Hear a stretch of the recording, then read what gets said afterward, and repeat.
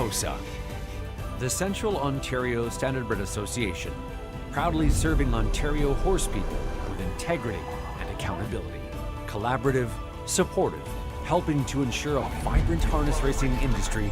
Lifetime membership is free and there are many benefits. Become a new member today. COSA, representing the interests of horse people racing at Ontario racetracks. To find out more, visit cosaonline.com.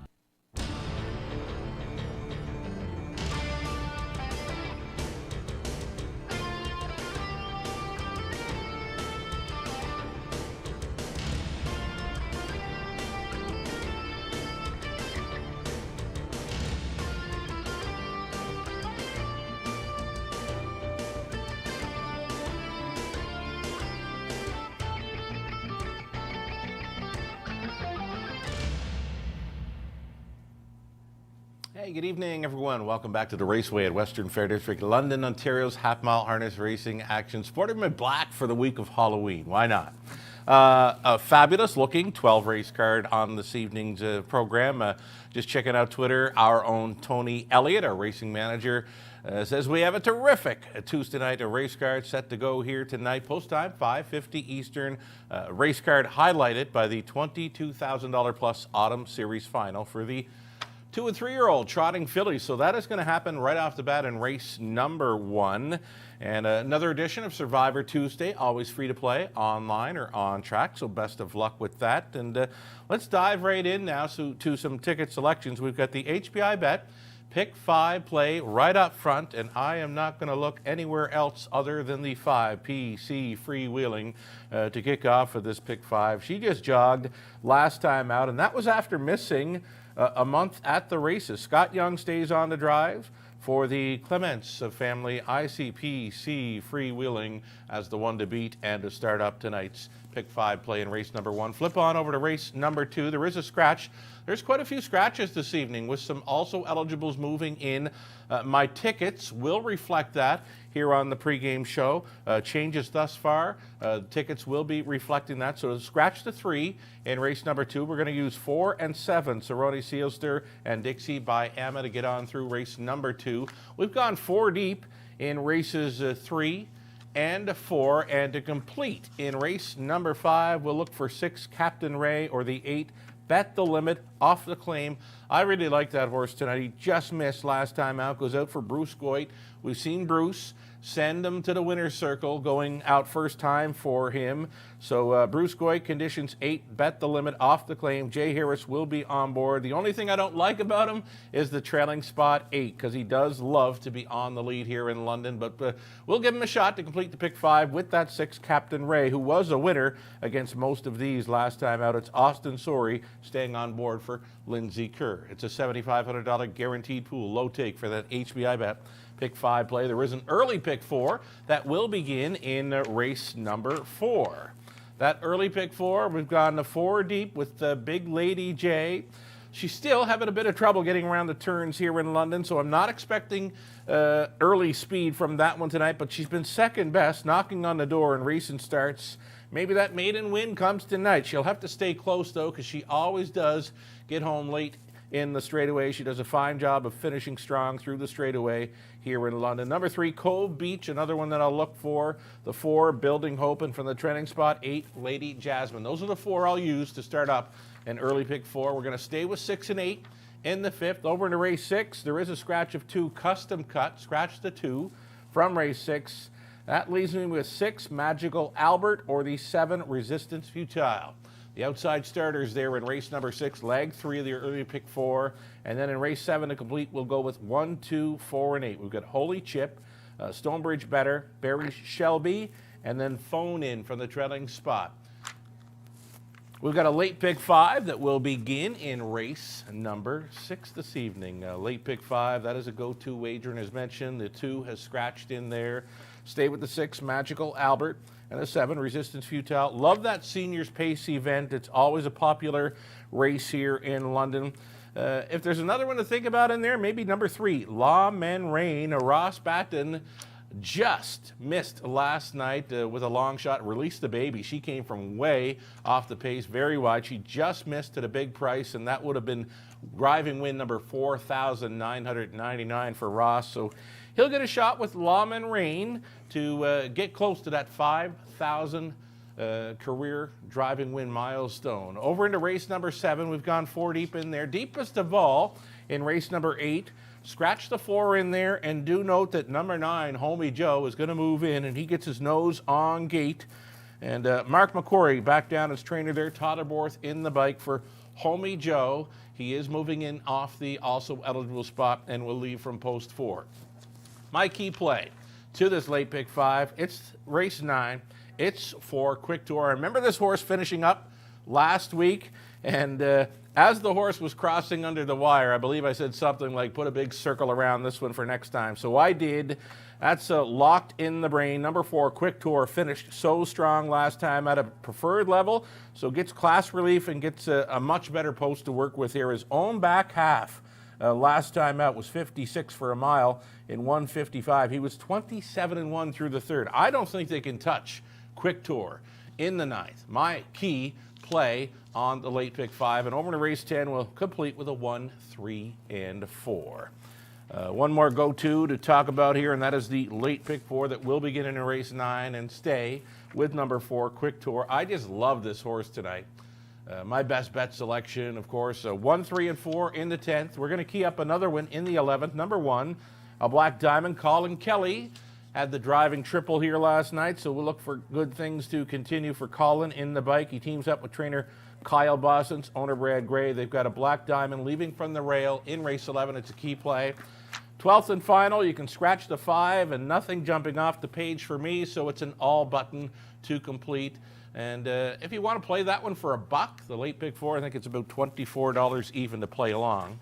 We've got some best bet boards now, courtesy of our guest cappers for this Tuesday night. Lou Sorella, right off the bat, race 1, the Autumn Series final. He says PC Freewheeling is clearly the one to beat. A key player to start up that HBI bet pick 5 play, a morning line of 4 to 5, and you don't see a morning line like that here in London often.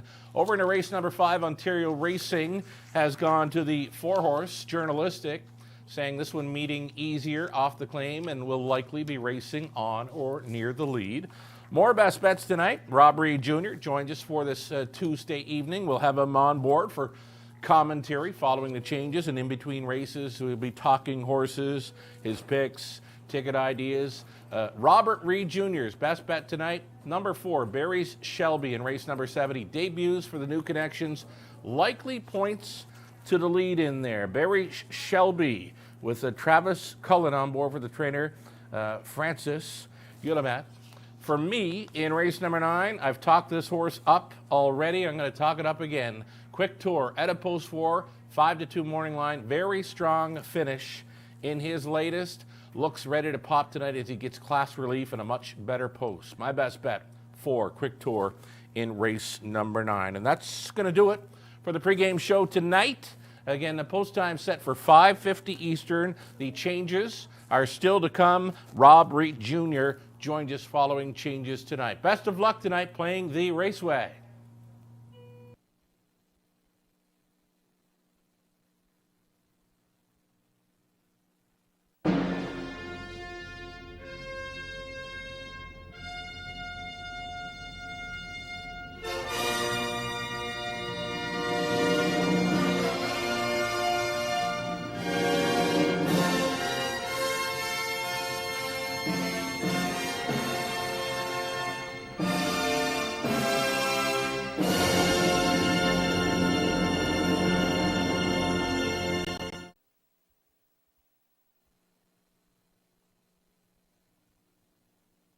So, good evening once again, everyone, and now from up top, you're tracking out to Shannon Sugardoe with you for weather conditions. Program changes. It's currently 6 degrees Celsius, 43 Fahrenheit, and there's some wind. If they're going to face any wind at all, they're going to face it as they race down the backstretch tonight. Wind on their backs as they race for the home stretch. and finish line. Again, a bit of wind in the air. It's a cool evening for racing in London. A bit of a headwind as they race down the backstretch tonight. Program changes are next. Stand by. Race 1 happens to be clear. It's the Autumn Series final for the 2- and 3-year-old trotting fillies, racing for a purse of over $22,000, and the heavy favorite right now, number 5, PC Free Wheeling, 2-5. 2-1 on number 1, Denise. Over into race number 2, Scratch, and number 3, Stone Face Jerry came out. Number 6, Stylish and Sporty, removed the blinkers. Number 7, Dixie by Emma. It's a driver change, and it will be Scott Young. Scott Young now on 7 in race 2. Number 9, Your Time Dolly is going to move in and leave from post position 3, and it's going to be Nick Stewart to do the driving. And Nick Stewart will be driving 9, Your Time Dolly, leaving from post 3 now in race 2. Third race on the evening. Number 1, Sports Zipper, steel, 2 aluminum shoes up front. Number 6, Land of Royalty has scratched. And the 7, River Dally, put the blinkers on.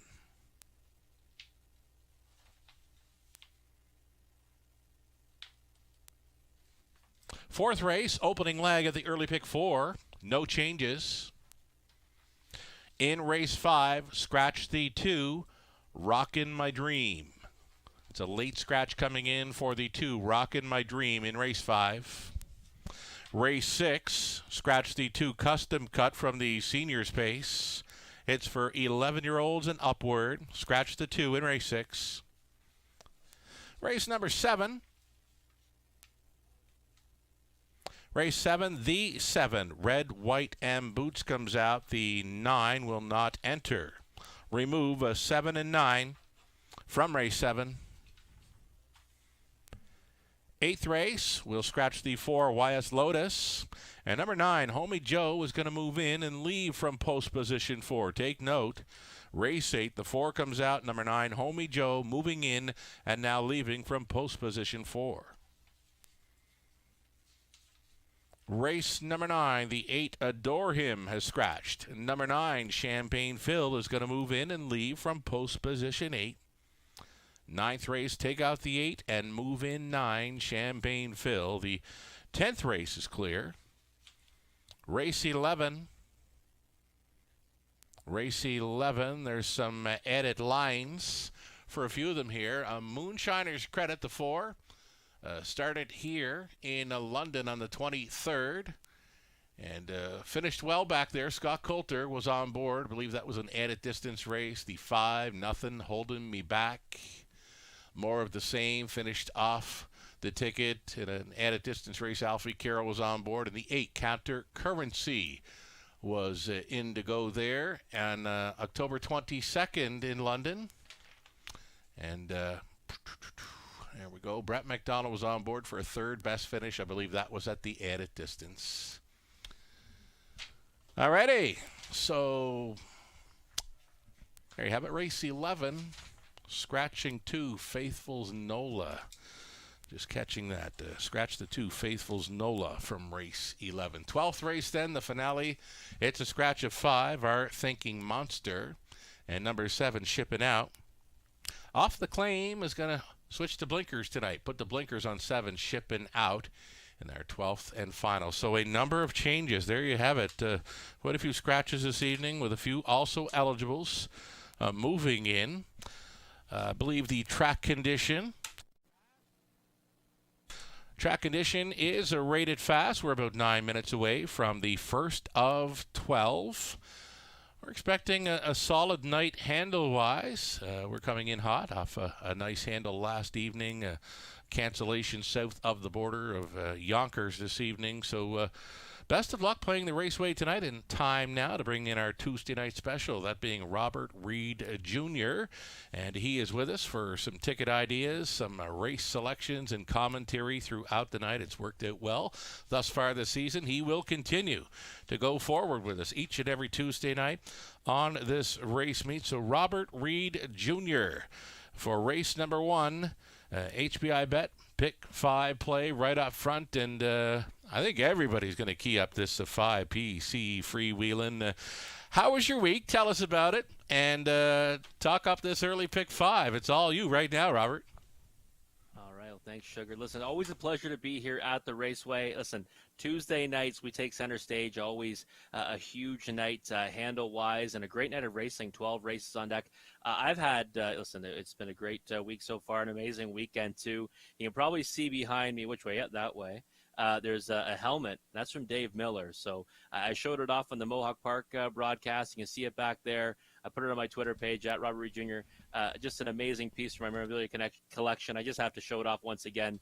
A race-worn helmet from one of the greatest to ever sit behind a racehorse, Dave Miller. Thank you so much to Dave Miller. Also gave me a pair of his glasses and 2 race-worn gloves, both signed as well. I'm excited about tonight's card because we've got 12 great races. We start off with the final of the Autumn Series and a horse that I'm really fond of, PC Freewheeling. Will not be much of a price on the odds board, but a horse that I think has a tremendous amount of talent. Race 9, we had the preferred for Pacers. Horse and Geldings, always a real fun race here at the Raceway. We finish it off with an at-a-distance race, which I really have enjoyed so far this meet, and it adds another layer of handicapping, that's for sure. Last night, I saw one of the greatest finishes I think I've ever seen in any race, race 10. Just an unbelievable finish. I don't know how Sugar called that one because it was one of the best cavalry charges I've ever seen in any race, anywhere, anytime. But let's get started off with that early pick 5 tonight. And what I like in this sequence, we got the guaranteed pool, $7,500, and we do that with all of our big multi-leg wagers, the pick 5s and the pick 4s throughout the evening, guaranteed at $7,500. We're going to start off with Sugar's ticket, and me and Sugar are on the same page tonight in the opener anyways. Keying PC Freewheeling. Listen, last time I spoke really highly of this one. That race at Grand River 2 back was absolutely phenomenal. Last time, I would say even topped that, and that was off about a month. So now we come back on a regular rotation. PC Freewheeling, no surprise, keyed by Sugar and keyed by myself as well. Second leg, Sugar's going 2 deep with the 4 Cerrone Sealster and the 7 Dixie by Emma. I'm spreading out a little more there. We'll see that in a minute. Then he goes to 4 in the third leg with the 1, 3, 4, and 5. I like Acrobat Hanover in there, but I do like what Sugar's doing because I think that maybe a bit of a vulnerable favorite tonight, Acrobat Hanover. Race 4, the 2, 3, 4, and 8. You're looking at that race, it's one that could really be formful or wide open, so I like the idea of spreading out there as well. Final leg, just the 6 and the 8. I went 2 deep in there as well, but I did go in a different direction. So $14.40 for 20 cents will be Sugar's ticket. Let's take a look at mine now. Very similar to start us off. King number 5, PC Freewheeling. I don't think they beat this horse. Last time, no urging required was the call by Sugar. I think we might even see that again tonight. 29-1 under wraps.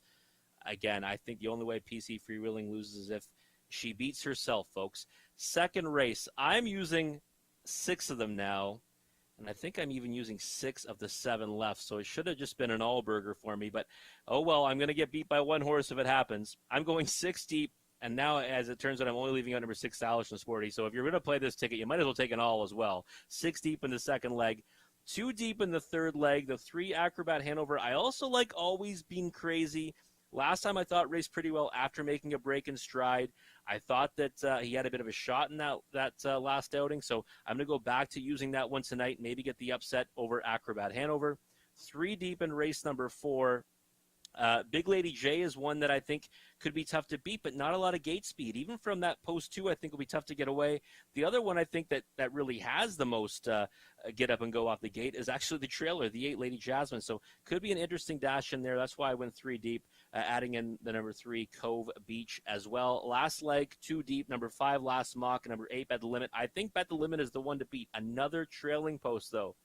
I don't always trust those spots on a half-mile track or anywhere for that matter. Number 5, Last Mock. Love the classification change on this one. And I saw this horse race at Grand River throughout the summer. He really rose to the occasion in a few big spots. I think he might do so again tonight from post 5. I like Last Mock in the race number 5 as my top selection, and he's on my pick 5 ticket as well. So that ticket will cost you the same price as Sugar's ticket, $14.40 for 20 cents. You know, 2 economical tickets that might be able to pay pretty well, keeping in mind we're starting off with a real big favorite in the opening leg. We've got 4 minutes away, now 3 minutes away till the opener, well, at least till they come out on the track. And then after that, after the post break, Sugar and I will come back and break down race number 1. Wonderful setup, Robert Reed Jr. for tonight's early Pick 5, the HBI Bet. Pick 5 play, a go-to wager here, and he's got me real jealous with that fabulous Dave Miller helmet. Nice piece of harness racing memorabilia. Saw the post on Twitter, immediately was jealous. I've met Dave Miller a few times, and I've had him sign a few things, and one in particular that I'm very fond of was the picture of Always Be Mickey when he went in 146 down at the Red Mile, and I had a few photos signed by Dave Miller there. Very nice guy to meet and talk to, gentleman-like, and yeah, great stuff with that autographed helmet, Dave Miller. All right, about 3 minutes away from race number 1. They'll be post parading at around 0, I believe, throughout the night. Keep that in mind when wagering. They'll enter the track around 0 minutes 2 and head towards the starting gate. We're expecting big pools all night long. Best of luck playing the Raceway.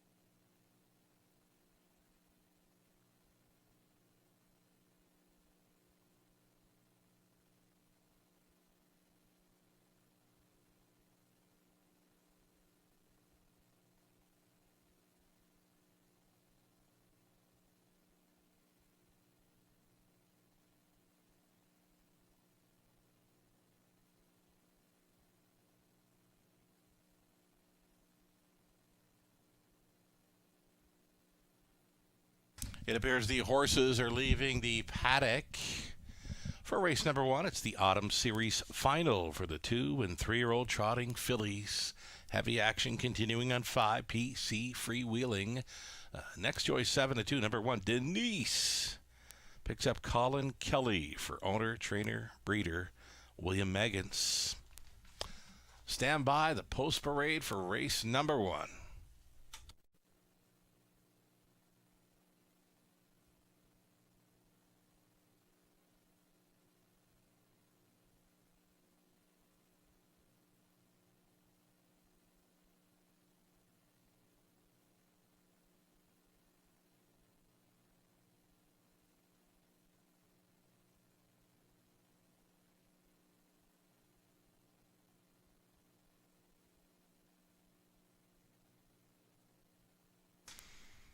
Here comes the field for race number 1. It's the Autumn Series final for 2- and 3-year-old trotting fillies. Number 1, Denise.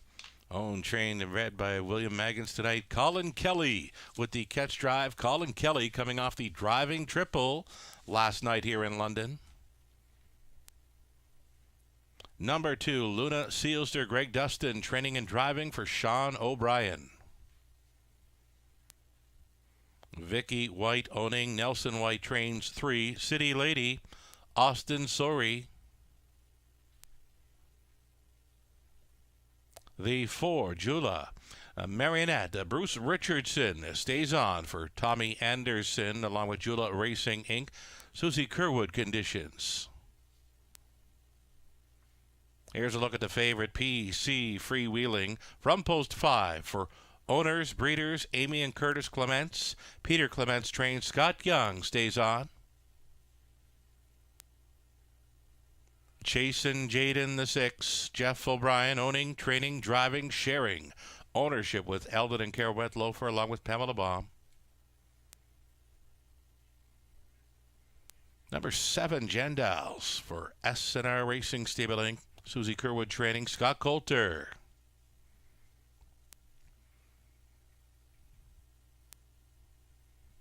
And then there's an 8, Epic Thrill, Alfie Carroll for RAW Equine Inc., along with James Walker and Karen Olson Burgess. Blair Burgess does the training. Those are your 8 trotters then for an Autumn Series final.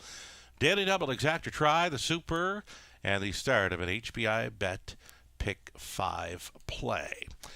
So, as mentioned, Robert Reed Jr., you've seen him.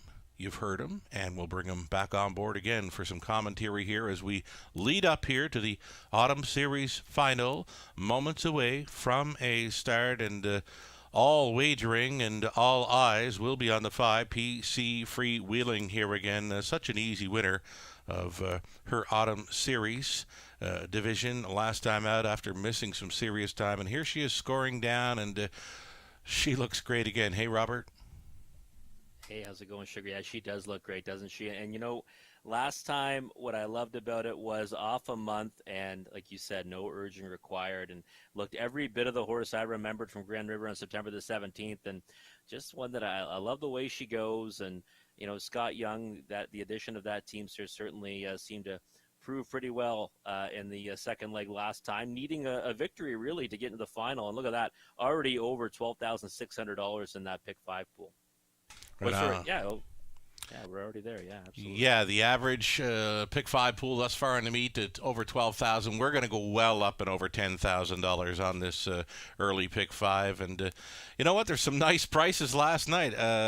There was a late pick 4 come in at over $5,000. You mentioned race 10 being such a finish there. A dream for me, 20-1. It would have been hard to find that without the all button last night, right? But some fabulous tickets for 20-cent payouts on the high 5s, pick 5s, and pick 4s last night. Kind of chalky, though, early going, right? Here's a look at number 1, Denise. Now, I know Natasha Day loves the name Denise. I love the name Denise because I've probably watched Seinfeld probably 4 or 5 times over my time. Seinfeld is one of my favorite shows. I'm still watching the reruns. So Denise here from the rail. Colin Kelly had a big night last night, goes on board for Bill Maggins. What can you tell us about this mare? I know she likes the race up close.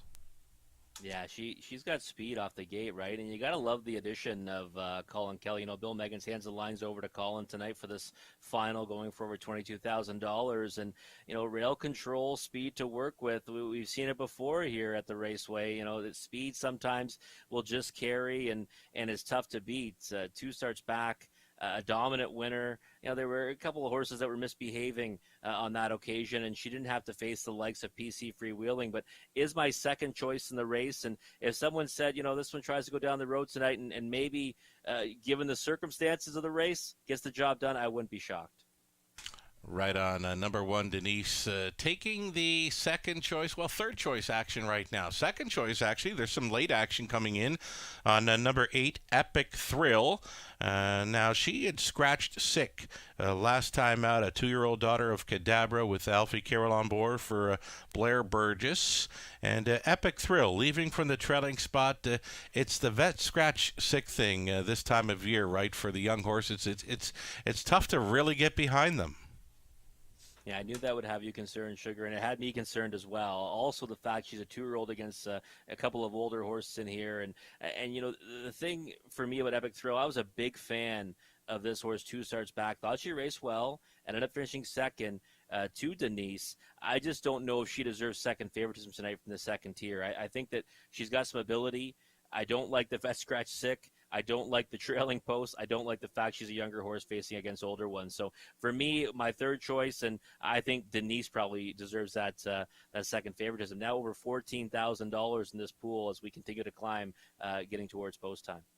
I agree. Number one for me, Denise, I would be using in the exactor spot right now, noting that Colin Kelly goes on. See, I do these picks, and my selections, my picks, I do these on draw day where the late driver changes are not listed. So that's why if you're looking at my selections, top 3 anyway, Denise didn't make the cut. But with Colin Kelly on board for a catch drive and the way he showed up here last night for the driving triple, I've bumped that one up down to my second choice as they move in behind the gate. It's time for the Autumn Series.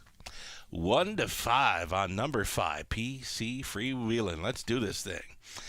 So we've got Denise, Colin Kelly, Luna Sealster, Greg Dustin, City Lady, Austin Sorey, Jula Marionette, Bruce Richardson, PC Freewheeling, Scott Young, Chase and Jade and Jeff O'Brien, Jandals for Scott Coulter, the back tier spot, Epic Thrill and Alfie Carroll. They're in 8th of a mile out.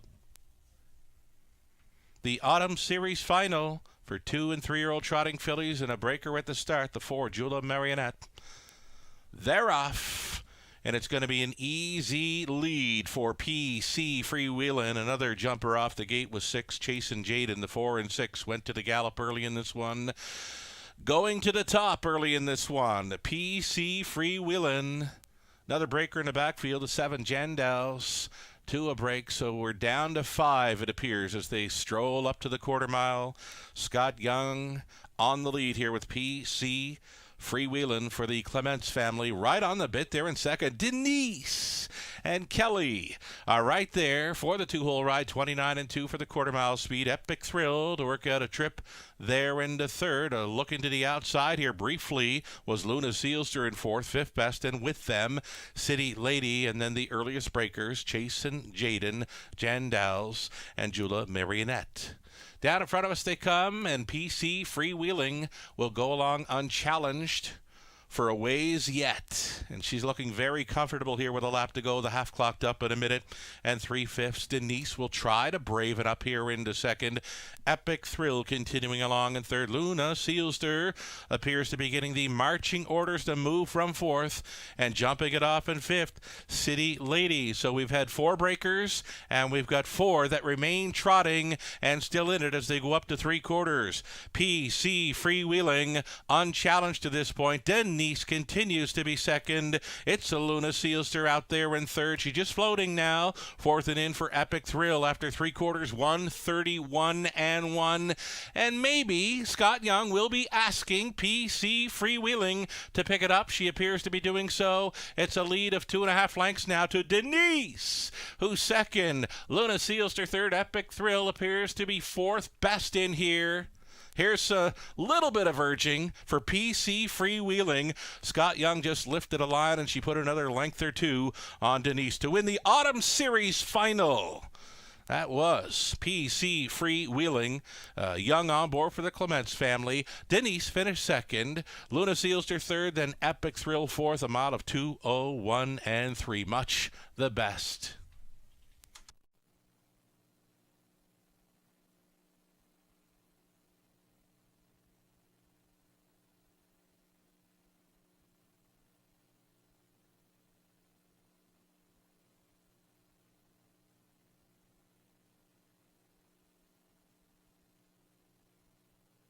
So that's a great start to our Tuesday evening in London. Just shy of $100,000 wagered on race number 1. The pick 5 took in over $20,000. Thanks so much for playing tonight and always. That's a super large pool total for race number 1 in London. Here's the 5, PC Freewheeling. They're not at the half. They are finishing here. PC Freewheeling, a winner by 3 or 4 lengths. Second best was the 1, Denise. Number 2, Luna Sealster, third. And the 8, Epic Thrill, fourth. 6, 1, 2, and 8 unofficial.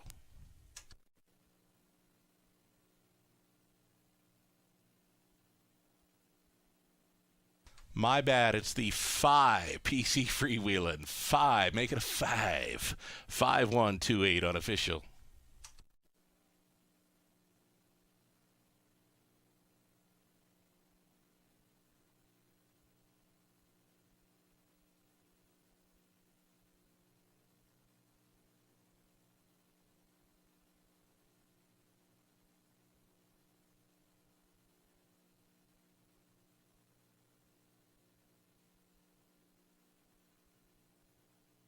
Returning down in front, it'll be PC Freewheeling, 3-year-old daughter of Wheeling and Dealing, out of Heroin Sealster by Federal Flex for the owners, breeders, Amy and Curtis Clements of Dobbinton, Ontario. Peter Clements conditioned, and Scott Young driven to win, the winner of her Autumn Series division and an easy winner of the Autumn Series final. Here she is. Heaviest of faves, the answer on board, PC Freewheeling at 1-9. She's going home with a new lifetime best tonight. It was 2:01 and 3. So easy. Easy like a Sunday morning. PC Freewheeling on top here. We get a 5, 1, 2, and 8. It's unofficial.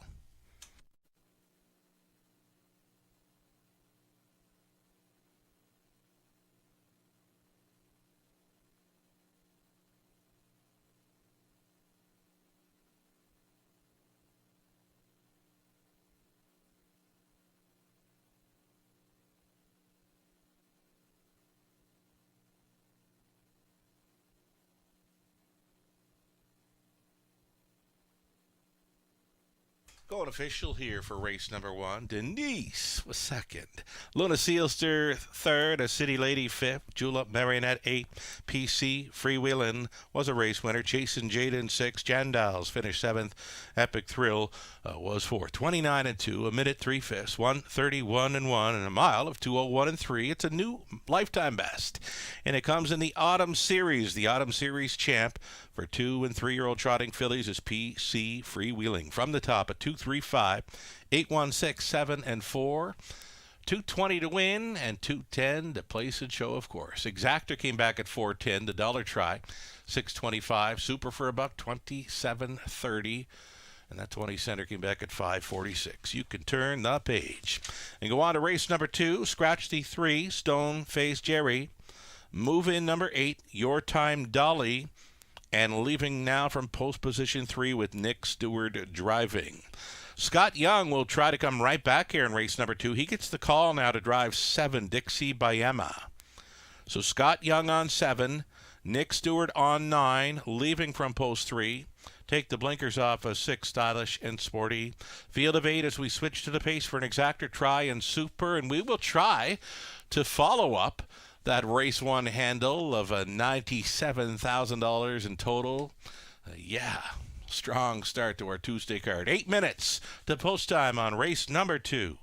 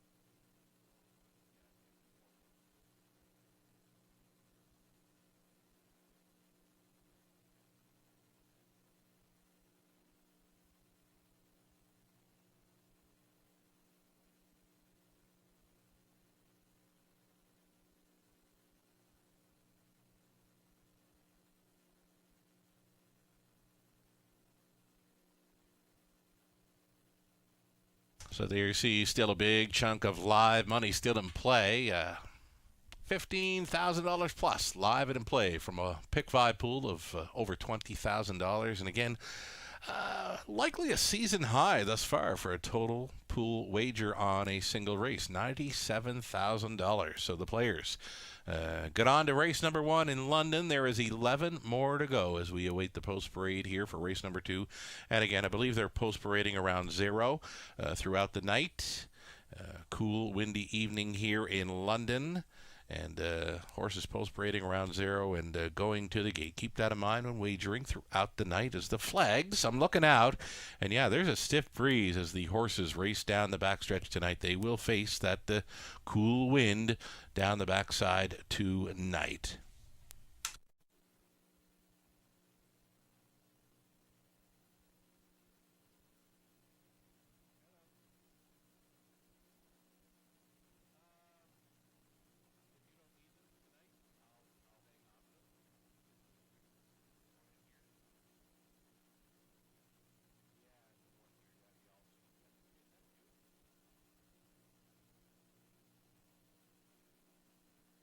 So again, it appears they're heading on track for a post parade here. There was an added line here for number 9, Your Time Dolly. She did race over Flamborough on October 23rd.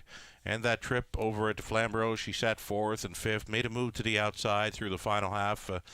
Nothing really changed, though. She finished a 6th place 5th, 2 minutes 4/5 over Flamborough on October 23rd. We're talking about the also number 9, Your Time Dolly, who's moving in, leaving from post position 3 with Nick Stewart driving. And just a reminder, Scott Young will be driving number 7, Dixie by Ama, the current favorite here at 2-1.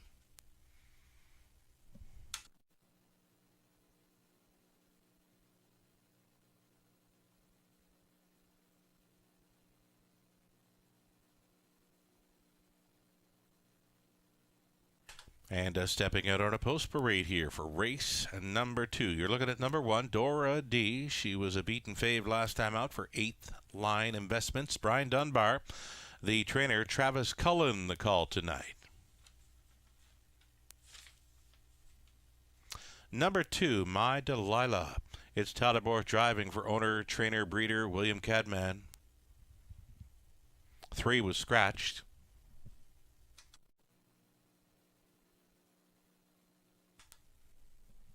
More to come.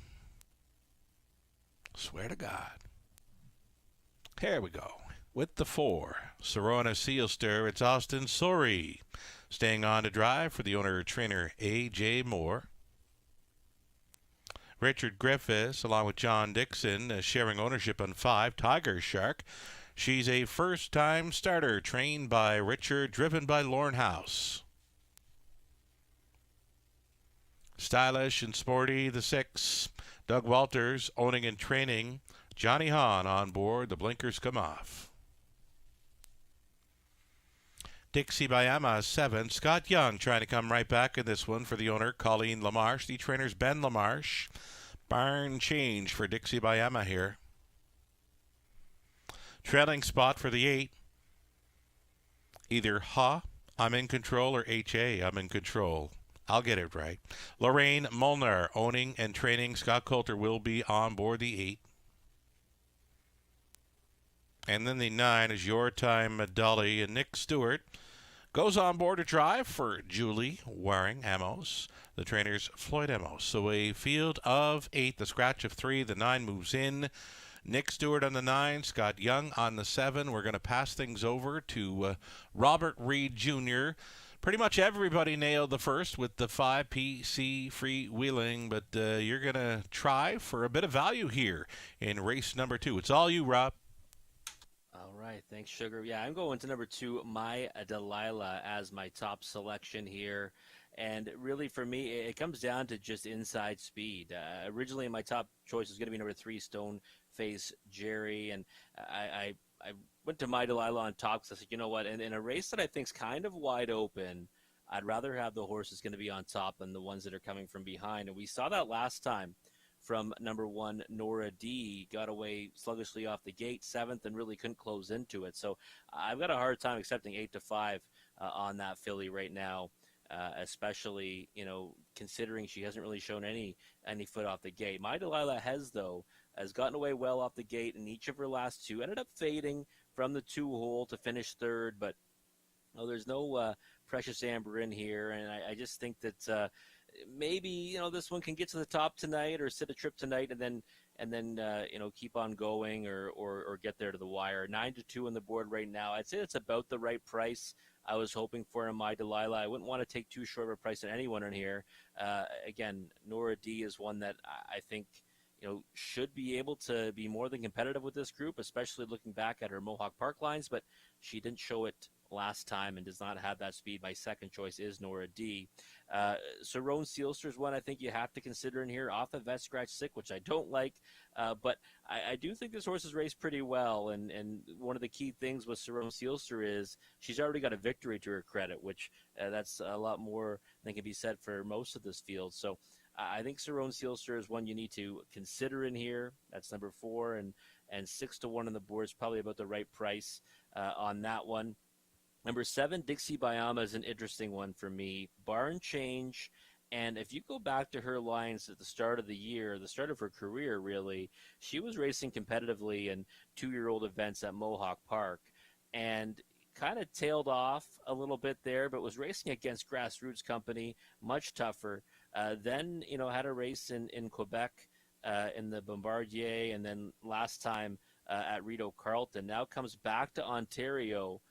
I think that 8-5 is a big underlay, only because of the fact she's got post 7, she's facing older horses. Now, if she comes back to her form at the start of the season, it won't matter. I think she just, she's just good enough to beat these.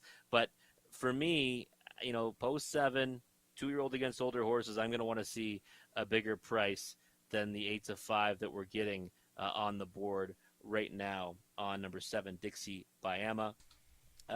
One that's interesting for me in here is number 9, Your Time Dolly, and really it's just a handicapping angle I'm always going to bring into play here at the Raceway or any half-mile track.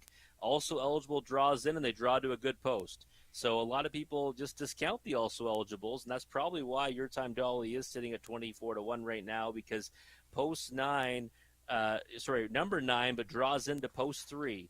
And also eligibles typically get overlooked. I'm not saying that I'd be betting Your Time Dolly to win in here. Probably is good value on a win ticket, but I definitely would be using that one everywhere in the exotics at 24-1, because when the also eligibles hit the ticket, it usually will boost the payout, and you don't want to be, on the outside looking in, especially if you didn't realize one drew in. So right. I will typically always use a horse that draws in off the also eligible list, especially if they get a good post like Your Time Dolly is getting in post 3 tonight. We're sitting at just a few seconds away now, under 10 seconds on the clock. The horses are moving to the gate, and Sugar's going to be with us shortly for the call of race number 2. Good luck if you're still alive in that pick 5 wager. Yeah, I'm coming right in here, and I'm agreeing with you, Robert, on the also eligible factors. And one other thing to take note of, folks, when those also eligibles are moving in, they get missed quite a bit on the multi-lag bet. So we've got a few more alsos moving in later on in our program, such as Homie Joe and Champagne Phil. They're in the later portion of our card. Don't forget to include them in our multi-lag wagers. They get missed sometime when playing through HBI Bet and TVG, etc. So here we go, 1/8 of a mile from the start for some inexperience in behind the gate. It's 8 pacers, 7 on gate plus the trailer. They're picking up speed. Here they come.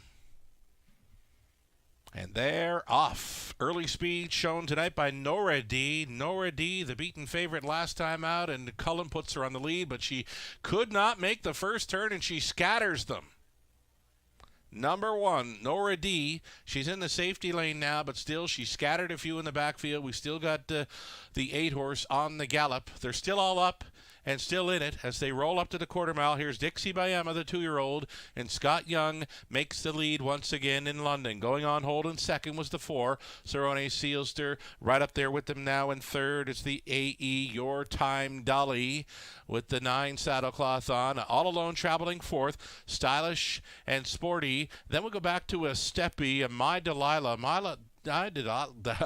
She's got me tongue-tied, and she is two-stepping. My Delilah is throwing in plenty of steps there for Borth, and she's just not keeping up, and they're going to go around her. So we've got some separation. The front four have about a dozen lengths on the rest here. It's a lap to go for Dixie by Emma and Young. The quarter was 29 and 3. A minute 3/5 for the half, so she got her 31 flat second quarter breather. Dixie by Emma is the one to take down. Right there in second, Cerrone Sealster. Traveling in third, though, beginning the gap was Your Time Dolly in fourth. Stadish and Sporty a move to the outside in fifth. There goes, I'm in control. Way up on the outside now for Nora D.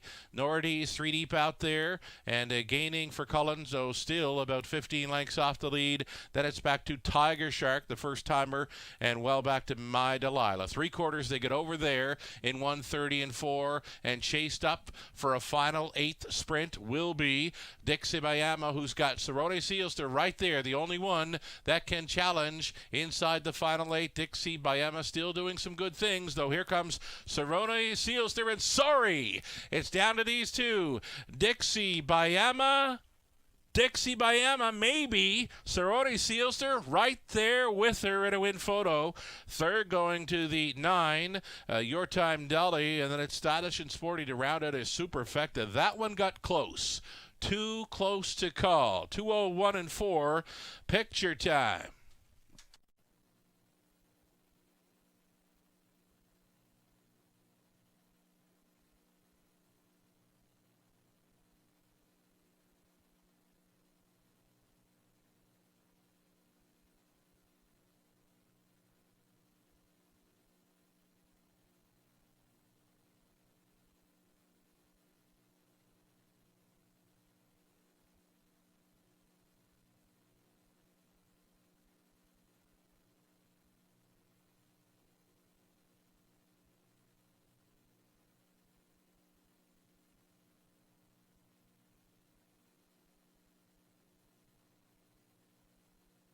Win photo here in race number 2. We pick him up in the slow-mo. Pace setter Dixie Bayama trying to hold against the 4, Cerrone Sealster. And a win photo does go to 7, Dixie Bayama. Scott Young for the early daily double. Cerrone Sealster was second. Third going to 9, Your Time Dolly, and 6, Stadish and Sporty finished 4th. So you've got some favorites with some big-time value involved in the superfecta here. 7, 4, 9, and 6.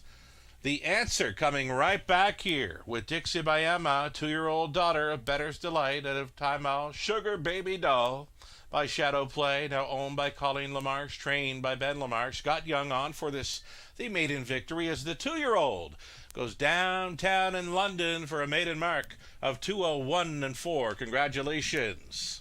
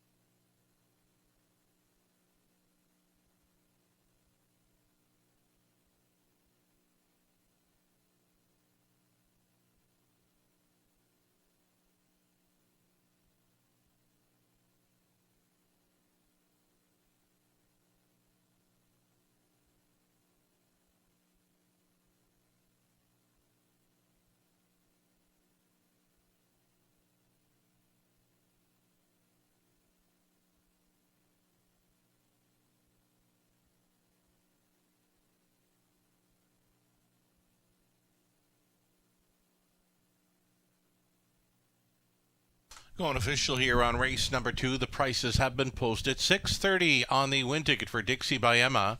The exactor came back at $26.30, and that's all right. Dollar try, $150.90. Super for $1.07. $85.60 to 20 center worth, $157.12. And tonight's early daily double, the Scott Young double, $10.60.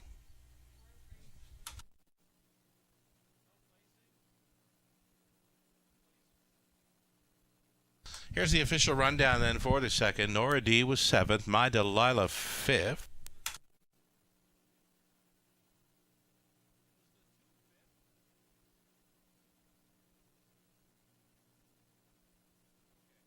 I'm told the rundown is delayed here. The top 4 spots are official, but the rundown for the remainder of the field delayed. Again, the top 4 spots are official. Going to go about 10 minutes away from race number 3. Scratch the 6, Land of Royalty. Number 9 will not be moving in. It's a shoeing change for the 1, Sports Zipper, steel to aluminum up front. And blinkers go on the 7, River Dally. 10 minutes to race 3.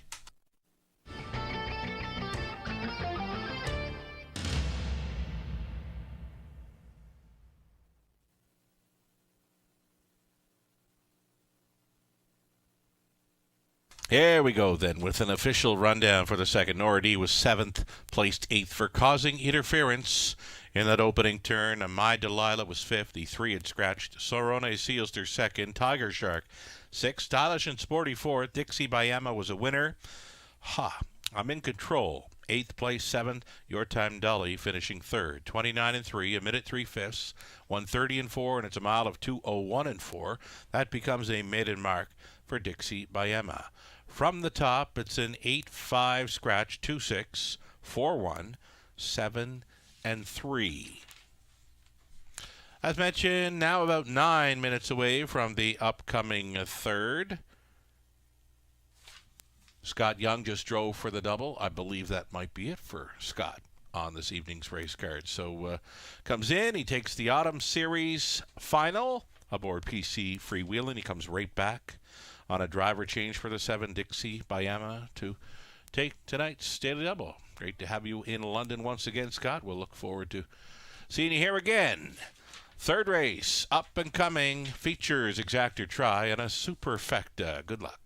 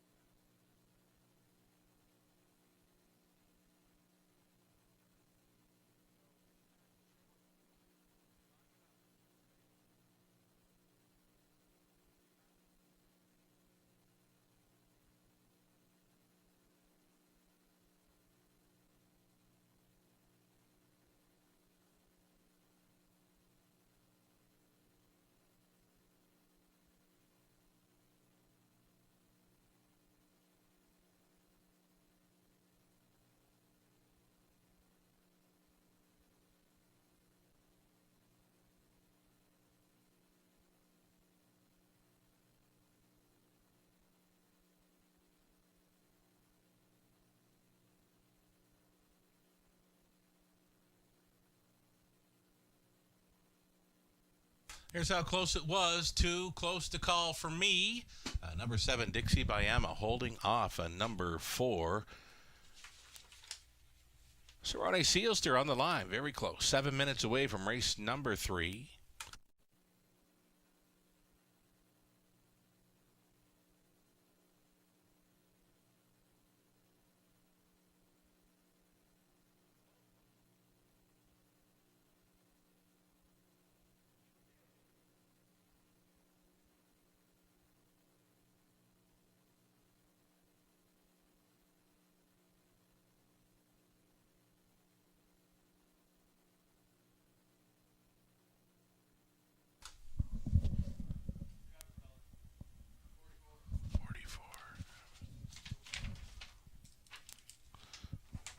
Was that Paul's only one?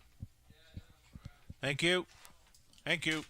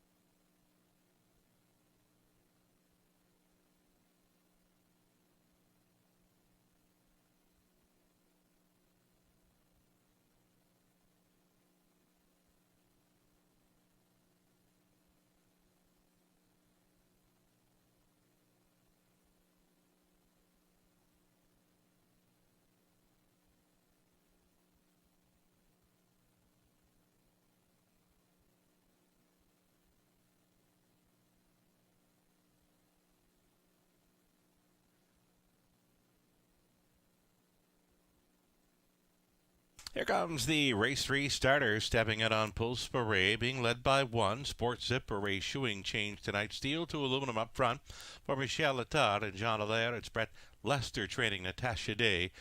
Stays on board to drive. Hold Thumbs. From Post 2, Jason Ryan for Jim Expo Racing Stable LLC. Mitch Tierney trains. Looking at 3, Acrobat Hanover with Colin Kelly. Staying on for owner Brad Gray, trainer Kyle Bossens. Ron Nobes owning, Bruce Goit training for Always Been Crazy. Tonight, Jay Harris. Drive Like You Stole It from Post 5, A1 Stable owning, Rachel Andrew trains, Travis Cullen. 6 is out.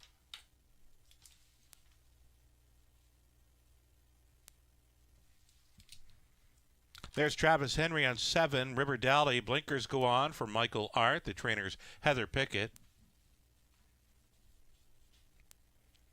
From the trailing spot, number 8, George's Credit. Tyler Morris for Rick Edwards. Trainer Ribsy Roberts.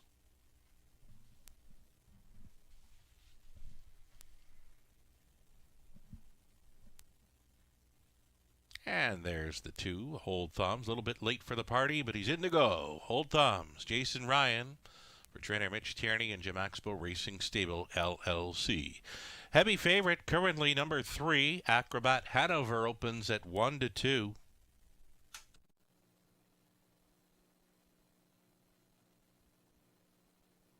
Getting a look right now at number 3, Acrobat Hanover. He's got a couple of wins in a row. And top selection here for Robert Reed Jr. and many others. 2-5, Acrobat Hanover. And Robert, tell us about it. Well, Acrobat Hanover, I mean, deserves to be every bit of that price right now. 2 starts back, going to be just an easy dominating winner, then made a break at the end of the mile when he threw a shoe, and last time wins at an added distance. So a couple of real nice efforts in his last 2. He's won 3 of his last 4. Another nice post to work from. Hard to go against him, but you never really want to take 2-5, right, Sugar? Right, that's in London, never really, unless it's a PC freewheeling, right? Yeah, exactly. That one was one you could definitely take the short price on. This one, you're talking about the condition claiming ranks, so right. I don't know if I'd want to take 2-5 on anybody. Right, this horse was all by himself, a 2 back, and he actually just he jumped for something, rolled off stride. He just had a big enough lead to hold on at the finish line. Acrobat Hanover, he can get like that. So 2-5, I'd be looking elsewhere. I like what you've done with your second choice here. Number 4, Always Been Crazy. Now, I mentioned this earlier. I do my selections before the final drivers are listed on these. It happens on draw day. So, yeah, I see Jay Harris driving number 4. Always Been Crazy. So, you know what? A little bit of a change on the lines never hurts. And going from Natasha Day, who's been doing great things here. She's got a driving double here in Harness to Hope night. She was in the winner's circle again last night. But for me, anytime you see Jay hopping up on one, you can expect maybe a little more aggressiveness in the bike. Yeah, I think so, and that's why I went in this direction. And for second, and also used Always Been Crazy on my pick 5 ticket. I just like the fact that last time had post 5, made a break in stride, and still turned in a decent enough effort, one that I can come back to him and say, okay, you know what, 6-1 on the board right now might be the one you want to play to beat Acrobat Hanover. You go down to those bottom lines in the program, you see some big speed early. Now, maybe that's against some softer competition, but you got Jay Harris in the bike now. He can create speed. With a lot of horses. Now he's got one that's shown it before. So I think Always Been Crazy is going to be one that we're going to see rocketing off the gates. I'm hoping so anyways. And if he can ever sit a trip behind Acrobat Hanover, maybe he gets the better of him. I think he's the value right now at 5-1. Just has to get away cleanly, right? He does show a couple of breaks in his last 4 lines when leaving, or maybe it's been in the early going. So if he can get away cleanly and on or near the lead, expect some good things from Always Been Crazy here from Post 4. Here's a look at Natasha Day. As mentioned, a couple of victories here on the Harness to Hope night. Sizzling Hot Herbie, she's the owner, trainer, driver. It was great to see her do well here on Harness to Hope night. Always a big event on track, and Yeah, it's just great to see, and she's having a great run all season, really. Clinton led all drivers there, and still doing good things here in London. Yeah, I've enjoyed watching her, throughout the season. She's done a fantastic job and got the job done with Twilight Zone for me last week. So I'm a big Natasha Day fan. And Yes, listen, certainly. Sport Zipper is one you can't ignore in here. Mhm. 9-5 on the board right now. I think maybe getting a little bit over bet, but Brett Lester has huge numbers this season, batting Mhm. 408, and this one does get back into the condition claiming ranks and draws the all important pole position. So I don't think you can overlook Sport Zipper, but I don't like the price right now at 3-2. Right, that is a short price on one that hit a morning line at 3-1. I'd expect around the morning line on that one. Maybe another one to consider here, the 5 Drive Like You Stole It. Tough post here in London. It's a trailing spot, but this big horse gets his nose on gate tonight. I'm thinking Travis is going to have this one pointed. I would think so, and he's one that I thought we'd see more out of, and it hasn't really come to fruition yet. I had a good effort too, back to be second at Flamborough, and last time, first time Lasix, now second time Lasix. Sometimes horses actually suffer their game the second time they're on that medication. So, a Drive Like You Stole It. I would not be surprised to see a bigger effort tonight. However, if he wins, he would knock me out of my pick 5 ticket, Sugar. Well, I believe I've got him included in mine. That second time Lasix angle, it's been a thing for me for years. It's just something that I picked up on years ago, and it's always an angle for me when playing the horses. Second time Lasix for the 5 Drive Like You Stole It for the Travis Cullen, Rachel Andrew connection. Gates moving here for race number 3. Sport Zipper on the rail, then Hold Thumbs. Acrobat Hanover, Always Been Crazy. Drive Like You Stole It. River Delhi for 6 on gate. 1 trailer being George's Credit. A reduced field of 7 here. Top of the stretch. 3-5 on number 3. Acrobat Hanover trying to make it 3 in a row in London here. They come. Off and pacing, Acrobat Hanover, River Dally, blinkers on, horn blowing early from that outside post. River Dally and Travis Henry ascending, and this one is responding. River Dally, a 45-1 longest shot leader as they straighten for the backside. Acrobat Hanover pockets up briefly, maybe. In second, yes, indeed. It's a give and go action as they go up to the quarter mile. Acrobat Hanover is back on top at 1-5, but he'll have a 45-1 bomber following him throughout. 28-2, the quarter mile speed. Racing at a third is Sport Zipper. Midfield fourth for George's Credit. Then we go back to Hold Thumbs. Next to last was Always Been Crazy, and the earliest trailer was Drive Like You Stole It. 28-2, opened it up, and this is Acrobat Hanover. Carving out the fractions at 1-5, tripping out the longest shot on the board. River Dally staying in there third. Sport Zipper out and rolling fourth. George's Credit getting underway, providing cover to Always Been Crazy. Also moving off the back end, Drive Like You Stole It, and getting shuffled to last was Hold Thumbs. A 58-4 halftime, so a 30-2 rated second frame for Acrobat Hanover, leading into 3 quarters. George's Credit grinding away on the outside, trying to be second against the long shot, River Dally, and a buried fourth for Sports Zipper. Out there in fifth with Always Been Crazy. Drive Like You Stole It is way up on the outside in sixth, and still last, Hold Thumbs. 128 for 3 quarters, 29-1 through the third. Acrobat Hanover still on top. George's Credit is up and after the second spot against River Dally. Inside to be fourth with Sports Zipper. Now Acrobat Hanover has found another gear. Can he keep it together? Acrobat Hanover by 3, make it 4. River Dally, second best at a big price. No price on Acrobat Hanover. He scores at 1-5. Kelly for Boston's. Longest shot on the board, River Dally was second and close for third. Always Been Crazy was against Drive Like You Stole It, 157 flat. Acrobat Hanover.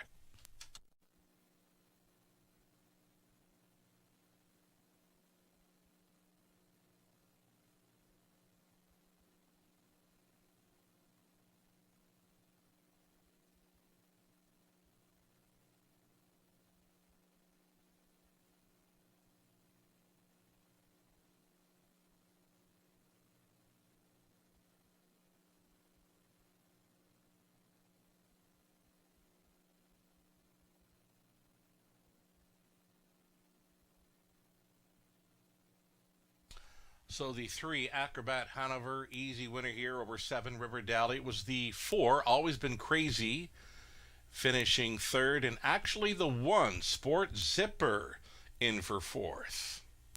3, 7, 4, 1. That is unofficial.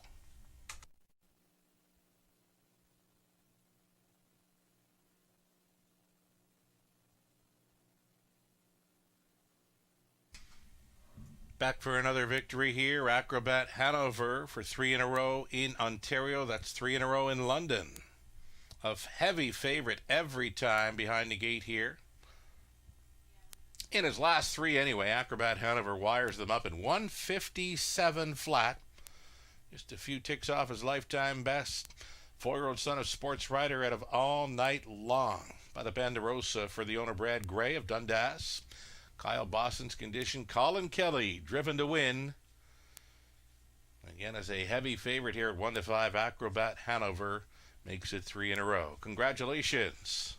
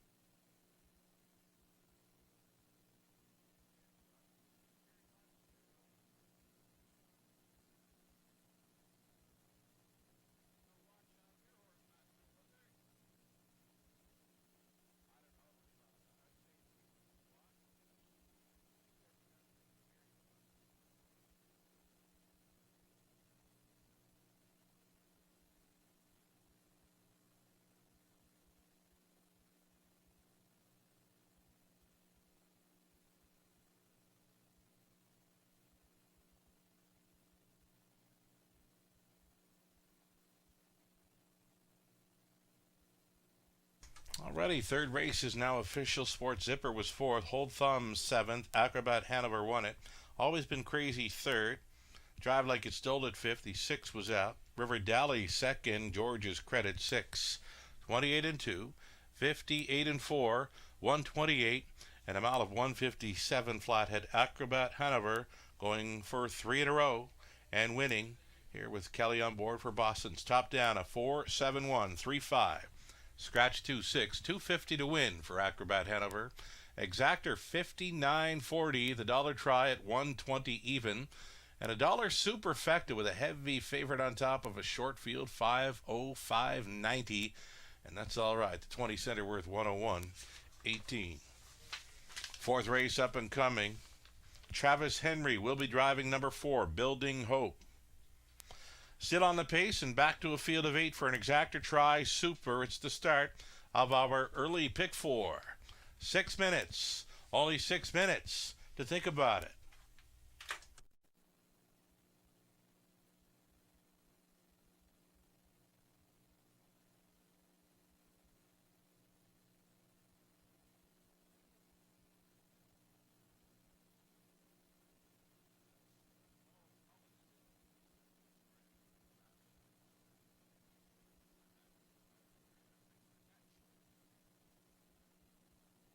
So in race number 4, my bad, I just wrote Travis in here on race number 4 for the 4 Building Hope. It's actually Travis Cullen driving number 4 Building Hope in the upcoming 4th. Again, Travis Cullen listed to drive number 4 Building Hope now in race number 4. 6 minutes out.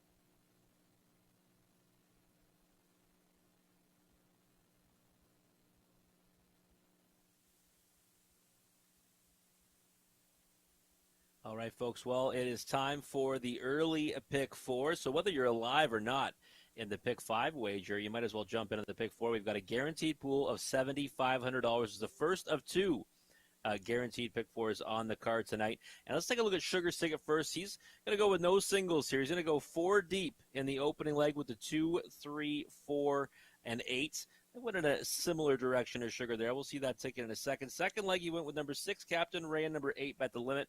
I do like where he went there. The 6th race, he went with the 2 outside horses, Magical Albert, the 6, and the 7, Resistance Futile.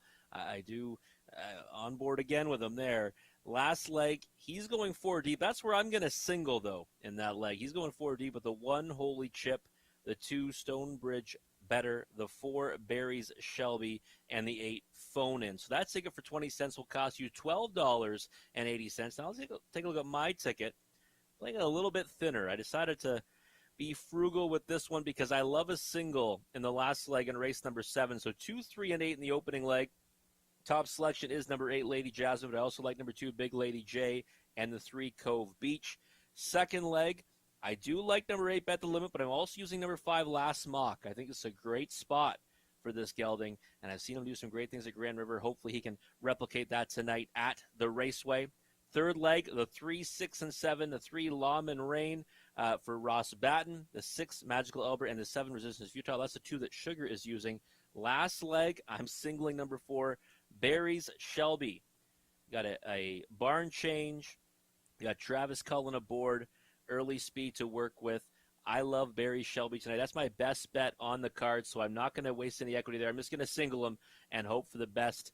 That ticket will cost you just $3.60 for 20 cents. Really banking on my best bet, Barry Shelby, getting the job done. Again, the pool is guaranteed at $7,500 here in the early pick four. Already at just under $4,000. That's going to keep on climbing up until post time. We got 2 minutes away till the horse will be moving out onto the track. And Sugar and I will come back after the post break, take a closer look at this 4th race of the evening.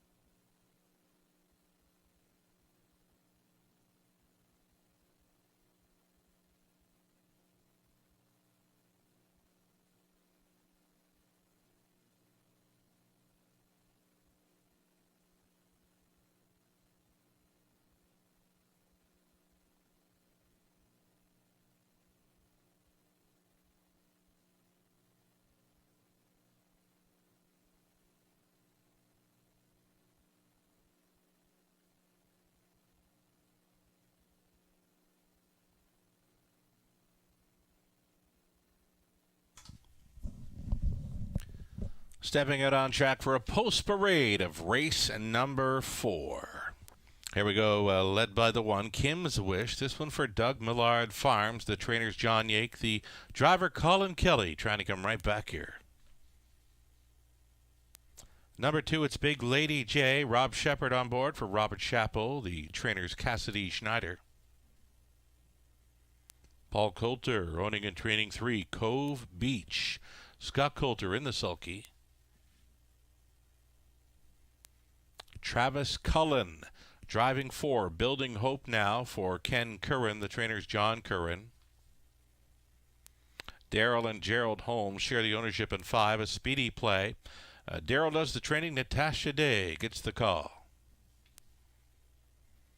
A first-time starting 2-year-old from Post 6, Payson and Racing for Jeff Williamson. Jeff trains. Garrett Rooney on board. Linda Richardson along with Lindsay Sinclair sharing ownership on 7, Cheddar's Delight. A Raceway debuter here for trainer Bud Sinclair, Nick Stewart. And then the 8, Lady Jasmine. It's Craig Turner owning. Gord McDonald trains. Tyler Borth to do the driving now. It's the opening leg of an early pick 4, Exactor Tri Super. We are moments away, and we are looking at a top selection for Robert Reed Jr. in the 8, Lady Jasmine. Just missing last time out with her nose on gate, but she trails out tonight. Tyler Borth stays on for trainer Gord McDonald, and they had a big win in the finale last night. Roll With It Annie capped off a pick 4. I think it paid $5,700 for a 20-cent ticket, and yeah, some large payouts here last night, Robert. Yeah, there was some huge payouts last night, and that pick 4 sequence actually started off with, I think, a short price winner, and then went kind of bombs throughout, which is always nice to get down here at the Raceway. It really only takes one, right? We just saw actually the pick 5 pull with $2,000 left, but hey, that can dwindle in a hurry if you get a big price down. And Sugar, I thought this race was very difficult. I really did. And we've got 8 horses in the race, and I went to Lady Jasmine in the trailing post, something I don't do very often. 9-2 on the board. Thought the effort last time was okay. Play Like Curaro was my top selection in the race. Finished second to that one. And I kept looking at this one, trying to figure out, where do I land? And I'll be honest, Big Lady J, I think, is the one that probably has the best credentials, but doesn't have any gate speed. So I know I took one from the trailing post, which is kind of a head scratcher if I'm going in that direction. But I just think Lady Jasmine might be able to get out and moving a little sooner than that one. She'll still likely be sitting better than the 2, Big Lady J. I'm with you. I just haven't seen the early speed. She's beaten favorite last time out. We're talking about that too. But the 8, Lady Jasmine, I like the experience factor. She's been out 15 times. She's always in the hunt. You look at her last 4 lines. She's second or third in all of those, and a decent effort there last time out. Plus the Gord and Tyler factor there. That was a big win last night by Roll With It Annie in the finale. She went first up forever at the added distance, and there was just no stopping her. So Gord's got his horses ready to roll here, and Tyler Borth on board the 8, Lady Jasmine, a top selection here for Robert Reed. And here is the big filly, Big Lady J. As mentioned, she does not appear to have much for gate speed, and she gets along great on the straightaways, but I've seen her struggle on the turns here. Yeah, and that's why I have a hard time getting to this one as one you want to single in the multi-legs or even take a shot at in a win ticket, especially at 2 to 5. Again, she's got the credentials in the sense that she's hit the board in 5 of 9 so far in her life, and she is a pretty big filly and one that, like you said, struggles a little bit on the turns at times, flies in the straightaways. I just can't get there on a win ticket really at any price, especially below. I would say even 2 to 1. I wouldn't even take that on her. Now she might go out and win. She might just be the best in here, and that's okay. I'll tip my cap. But for me, I need to have a horse that's got some wheels off the gate, especially in a field like this that looks like the margin between the best horse and the worst horse might be pretty vast. If she had gate speed, if we knew she was going to be sitting 1 or 2 in here, then yeah, we could play her on top. But she's an even money fave last time out, and she just sat too far back. And I knew going into the final turn, there was no hope to get there. She was just too far behind. If she's within 2 lengths at the top of the stretch in this race, she can win it. But if she's sitting off the pace again like she has been, a very tough road for her to track down the front end. Yeah, I definitely agree. I just think that she's got to somehow get herself into the race. It's got to happen much earlier. And if it doesn't, then I don't know. There's going to be some favorite players that might be getting a little bit sweaty late. Right on. How about for the Coulters, this 3, Cove Beach? Raceway debut. She's gotten around Flamborough a few times. She's hit the board once. It appears she's got some early speed to work with. The time she finished third, she got away well to finish second behind a 29-1 opening quarter. That could put her on the lead in this one. Yeah, the first thing I did was throw out those 2 lines from post 8 and post 7 because they're the 2 worst ones on her page. And if you get past that, you say, okay, maybe she can do in here, especially from post 3. I like horses making the transition from Flamborough to the Raceway. I don't like the fact she's a 2-year-old taking on older horses, but really, it's not really a race where you look at it and say, well, there's some real strong horses in here for this non-winners of 5,000 class. So I think Cove Beach has a chance. And that's why I put her in the 3rd spot and used her in my multi-leg tickets. I don't want to have her beat me, that's for sure. Here's one thing I've taken note of since during my time here in London. Alfie Carroll on the lead is a great play. Scott Coulter on the lead. It's a pretty good bet. You got to like when drivers show up on the front end and horses just don't seem to pass them. One more to think about in here. Maybe the 5, a speedy play. Natasha Day on board for the Holmes. Yeah, previous victory. That's really what it comes down to for me. A horse that's already tasted victory in their career.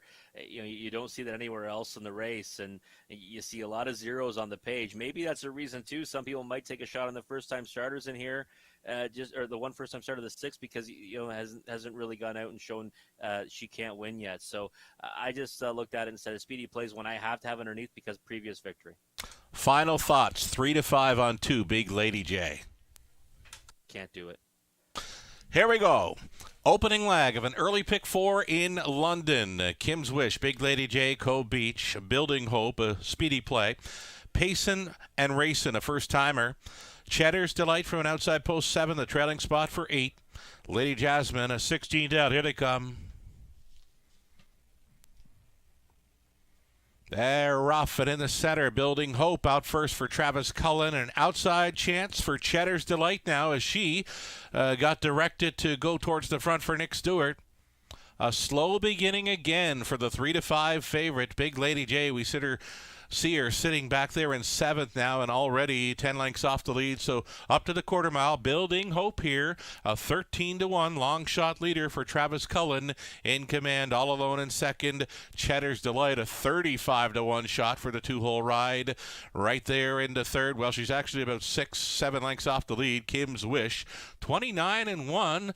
Headstrong quarter mile for Building Hope. Still out there on a big lead of 4 lengths. Giving chase, Cheddar's Delight, sitting 3rd, Kim's Wish, traveling in 4th, Lady Jasmine.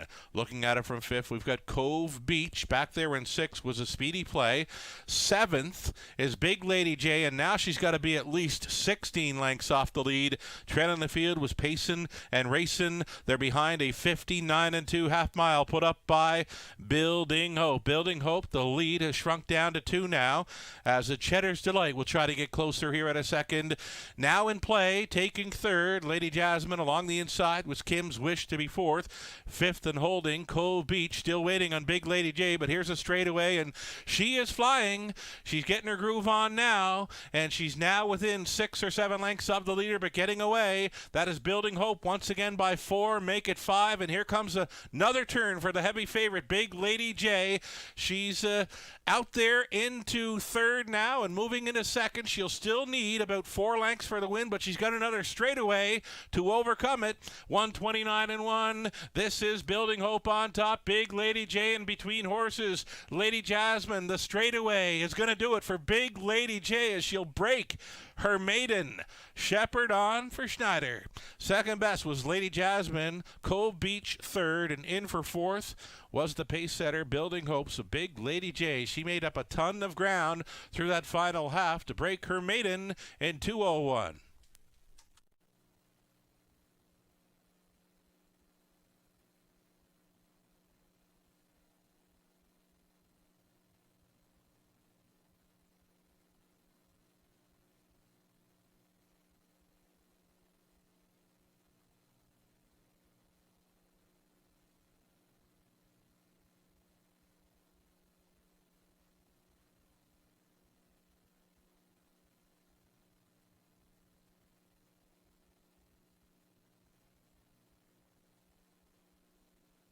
It was the 2, Big Lady J, getting up through the stretch for the win. A 2, 8, 3, and 4. It's unofficial.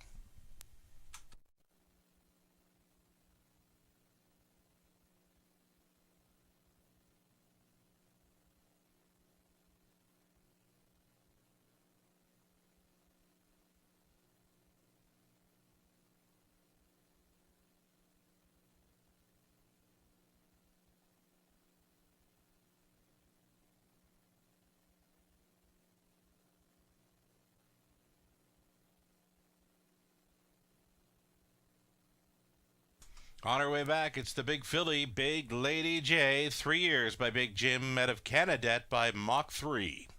Owned and bred by Robert Chappell of Chatham. Cassidy Schneider condition, Rob Shepard. Driven to win from way back tonight. Big Lady J breaks her maiden in 2:01. She's a winner here at 3-5. Congratulations.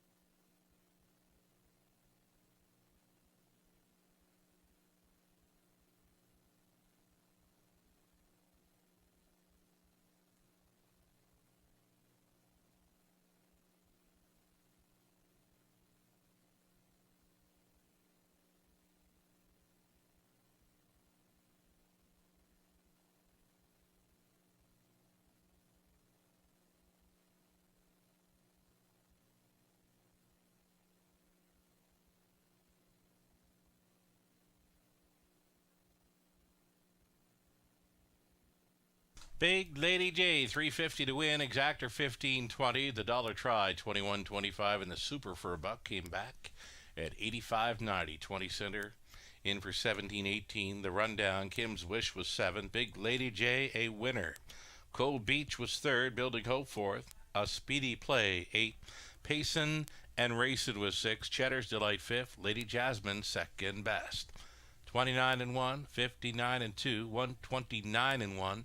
A mile of 2:01 flat for Big Lady J. From the top, 713, 486, 5-2. Our 5th is next. Scratch number 2, Rockin' My Dream. 2 comes out of the 5th. We're 12 minutes away from an exactor try and a super high-five play.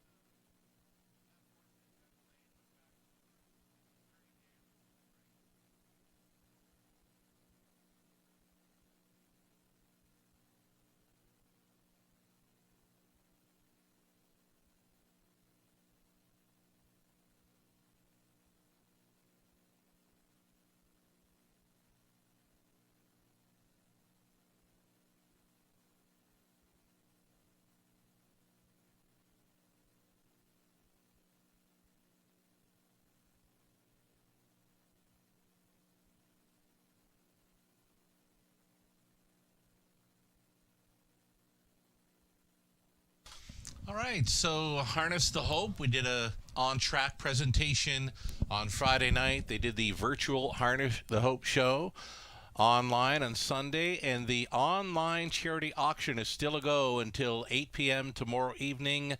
The stud fees up for grab feature the likes of ArtSpeak, Big Jim, Stag Party, Panther Hanover, and more.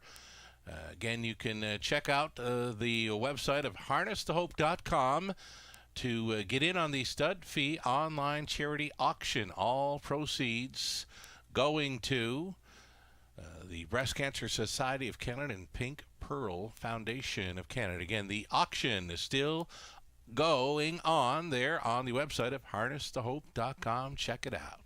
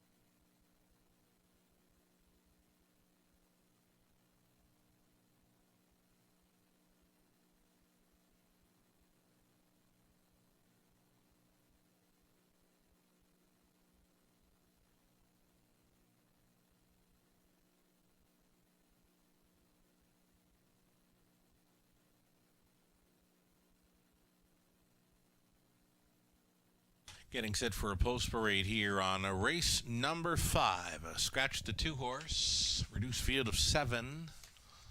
Birthday wishes to pass along. Mark German out west celebrating a birthday. Darla McEachern from back home around Prince Edward Island. Dwayne Soulier, Tyler Kaplan, also with birthdays today. Happy birthday, folks. Here we go. Post parade for race 5 in London, led by 1 Casey's Dragon. It's Stephanie DiPietro, the owner. Patrick Rouleau conditions. Bruce Richardson stays on. 2 is out. A Better Man 3, Travis Henry for Jamaxpo Racing Stable LLC. Mark Winnicott trains. Here's number 4, Journalistic for the Shermans. Bert, Betty, and Jason. Jason trains. Ryan DeRoche in the sulky. Mark Winnicott owning and training, sharing ownership with John Nicholson. The 5, Last Mock, Aaron Byron. Here's number 6, Captain Ray, trying to come right back for Lindsay Kerr, Dave Dighton, Michaela Romano. Lindsay trains with Austin Sori staying on. 7 is Modern Rider, Tyler Borth for Bert, Jason, and Betty Sherman. The second trainee for Jason Sherman here. And the trailing spot for 8, Bet the Limit off the claim for Ron Nobes, Sean Brisbois. Trainer now is Bruce Goy. The driver, Jay Harris. There is 1 claim entered on number 8, Bet the Limit. There you have it. That's your 7-horse field for the 5th race. Exactor try and still a non-jackpot, a super high-five play. The pool does pay out each and every time anyone selects the top 5 finishers minus a low takeout. So we've got Robert Reed Jr., the Tuesday night special, with us for some commentary, some selections, some ticket ideas, and right now his top selection is a really nice price. It's 7-1. You're looking at 5, Last Mock, as he returns to London, an 8-time winner, and I believe many of those victories have been right here in London. Number 5, Last Mock, a top selection for Robert Reed Jr. Take it away, Rob. Yeah, half of those victories, Sugar, have been here at the Raceway. 8 starts here, 4 wins, 2 seconds, does have a break in stride, but one that is no stranger to the winner's circle here and the surface here at the Raceway. Last time out, that's an open claiming handicap at Mohawk Park. Tough. I'm going to take an open claiming handicap company horse against condition claimers all the time, and PL Idaho ran off the screen on that occasion. So, finished 5th in there. That's a pretty good account of himself, I think. Passed, like you said, that's a real tough group. Yeah, he passed a lot of horses. He gained some ground on the leader who was Gonzo. The last mock, the thing is with last mock for me is you really got to watch him moving in behind the gate, because he's been known to throw a little tantrum in behind the gate when they start up at the over at the quarter pole, and so keep a close eye if you're doing a gate call bet. On last mock, it's good to watch him moving in behind the gate, because if he happens to roll off stride behind the gate, he has trouble getting back down pacing. Yeah, I would agree with that. He's one that can get a little bit finicky, and if he minds his manners and produces his best tonight, I really believe he gets the better of this group. He's got nice lines in open numbers of 30,000 lifetime races as well, against some pretty good horses over at Grand River over the course of the summer. So I like this horse. I like the price right now at 7-2. I like it a lot more at 8-1, but yeah. I think that Last Mock will go off at value, and you're right. He's one you want to definitely keep your eye on before the start. One thing you said was open, and this horse wants open road. When he wins in London, he makes front, and they just can't make it up. So you're talking this horse up. That is why he's 7-2. He might go lower. Jay Harris, or make it Aaron Byron on board the 5 Last Mock, a top selection here for Robert Reed Jr. Now we're looking at Jay Harris, and this is the one I like. Number 8, Bet the Limit. He does his best work on the lead. He's got a trailing spot to work from. Yeah, it's something that I always get a little bit concerned about, but I think Bet the Limit can really race from anywhere, even maybe get to the lead, still at some point in the mile early on, even from that trailing spot. A horse that's, the now horse in the class. He's won 2 of his last 4, just got beat by a head last time, back in the barn of Bruce Court. He's had success with the horse in the past. He's claimed again tonight. There's a lot of boxes being ticked with Bet the Limit. The price at 2-1 actually is more than I thought he'd be. I thought he would be the overwhelming favorite in here, at least something like 7-5. But 2-1's holding steady right now, and I don't mind the price. I was just trying to get a better one in Last Mock. Okay, gotcha. Number 6, Captain Ray. Now, we don't have a passing lane in London, but this one found room up the inside to just nip Bet the Limit last time out. Austin Sorry getting along, so he stays on. Yeah, I guessed right on this horse early in the summer and have not been able to guess right since. Last time I did not have him when he won by a head, and he's one that, is always in the mix. You can't really ever throw him out because he's hit the board in 11-21 this season, goes postward for Lindsay Kerr. I always, take heed of her horses, so he's got a chance in here. How about this late action coming in on 1, Casey's Dragon, 9-5, now 2-1? Yeah, it's pretty wild, the amount of action he's taking down to 2-1. I put him in for 4, thinking he might be a bit of a price play. I had no idea he'd be getting bet down to 2-1. Right, and, yeah. Some decent efforts, but I just don't see him being that short of a price. Yeah, 2-1. That's low for Casey's Dragon. He could prove us both wrong. The starter, Brad, gets set to call them in for race number 5. It's a super high 5, non-jackpot type on a field of 7. Here we go.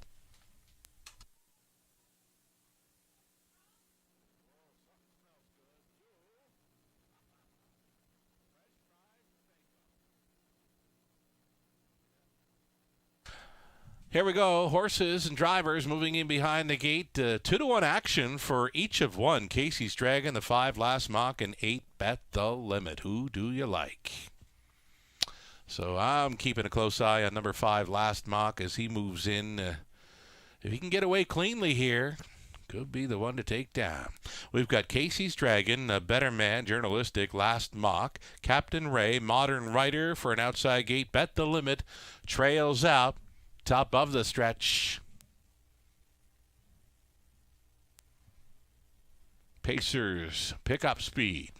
Race 5 in London starts right now. They're rough. Journalistic is firing. So too is Captain Ray along the inside. A Better Man and floating on into there. was the last mile. Coming up from the back tier spot, Bet the Limit. It appears Jay Harris wants this one on the lead or close to it. He's plugged right in there from the back tier, and he's in the top three now as they straighten for the quarter mile. A Better Man came out on top, parked in the early going. Journalistic as Bet the Limit is a handful for Jay Harris. There's no hole, no room at the inn for Journalistic here. 28 seconds flat, your bullet quarter thus far tonight. And we've got a couple of long shots ding-donging it for the lead. A Better Man giving the cold horse shoulder to Journalistic. That's got Bet the Limit. Now a locked and block third as the Captain Ray gets a spot at second over into fourth, and a move to the outside in fifth for Last Mock. Along the inside was Casey's Dragon, then the trailer moving out, Modern Rider. So 3 in, 4 out with a lap to go. The half was 58 seconds flat, and Journalistic is now going to the top. A Better Man could not hold him off.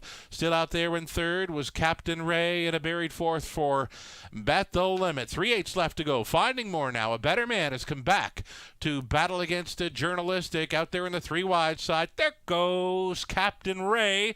Bet the Limit being chased up from the pocket. 4 wide on the outside for the three-legged pacer.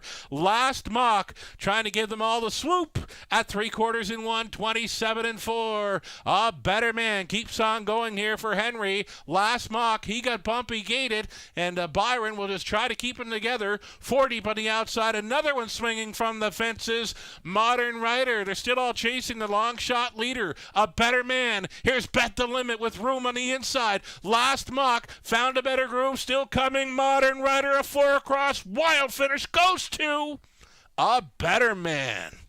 Last Mock was second best. A photo for third between the 6, 7, and 8. A Better Man. He appeared to be a little sluggish at the half mile, but he found more to go on and win at 13-1 and won 58-2.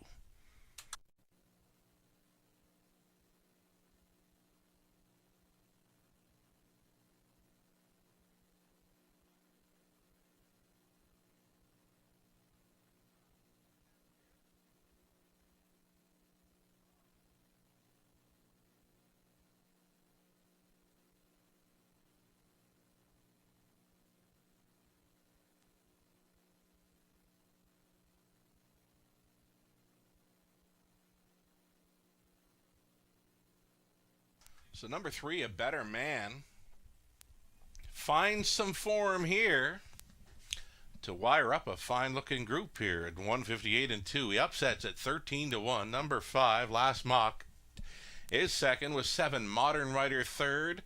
Number 6, Captain Ray 4. 3, 5, 7, 6. Your top 4 unofficial.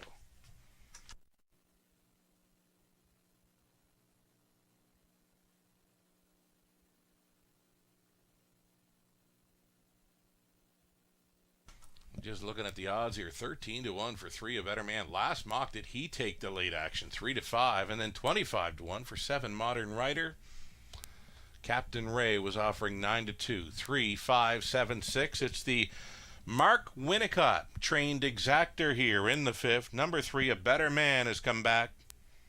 5-year-old son of Better Than Cheddar at a Beluga Hanover by Dragon again for Jamaxpo Racing Stable LLC of Florida. Mark Winnicott training. Travis Henry on board for the Gate to Wire victory. It was 158-2. A Better Man in for his 9th career win, his 3rd on the season in upset fashion. Congratulations.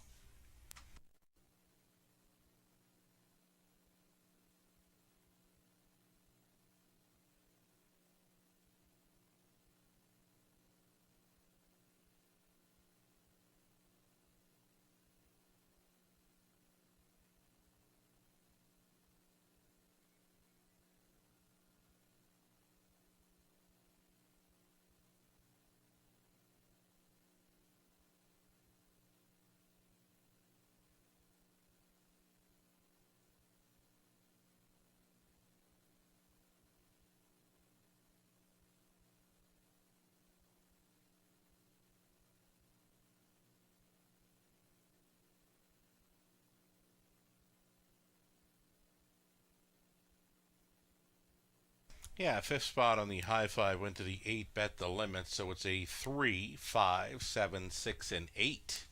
Your top five for the high five. We've got some long shots involved there with the heavy favorite finishing in this second spot. Again, 3, 5, 7, 6, and 8. A top five for the high five unofficial.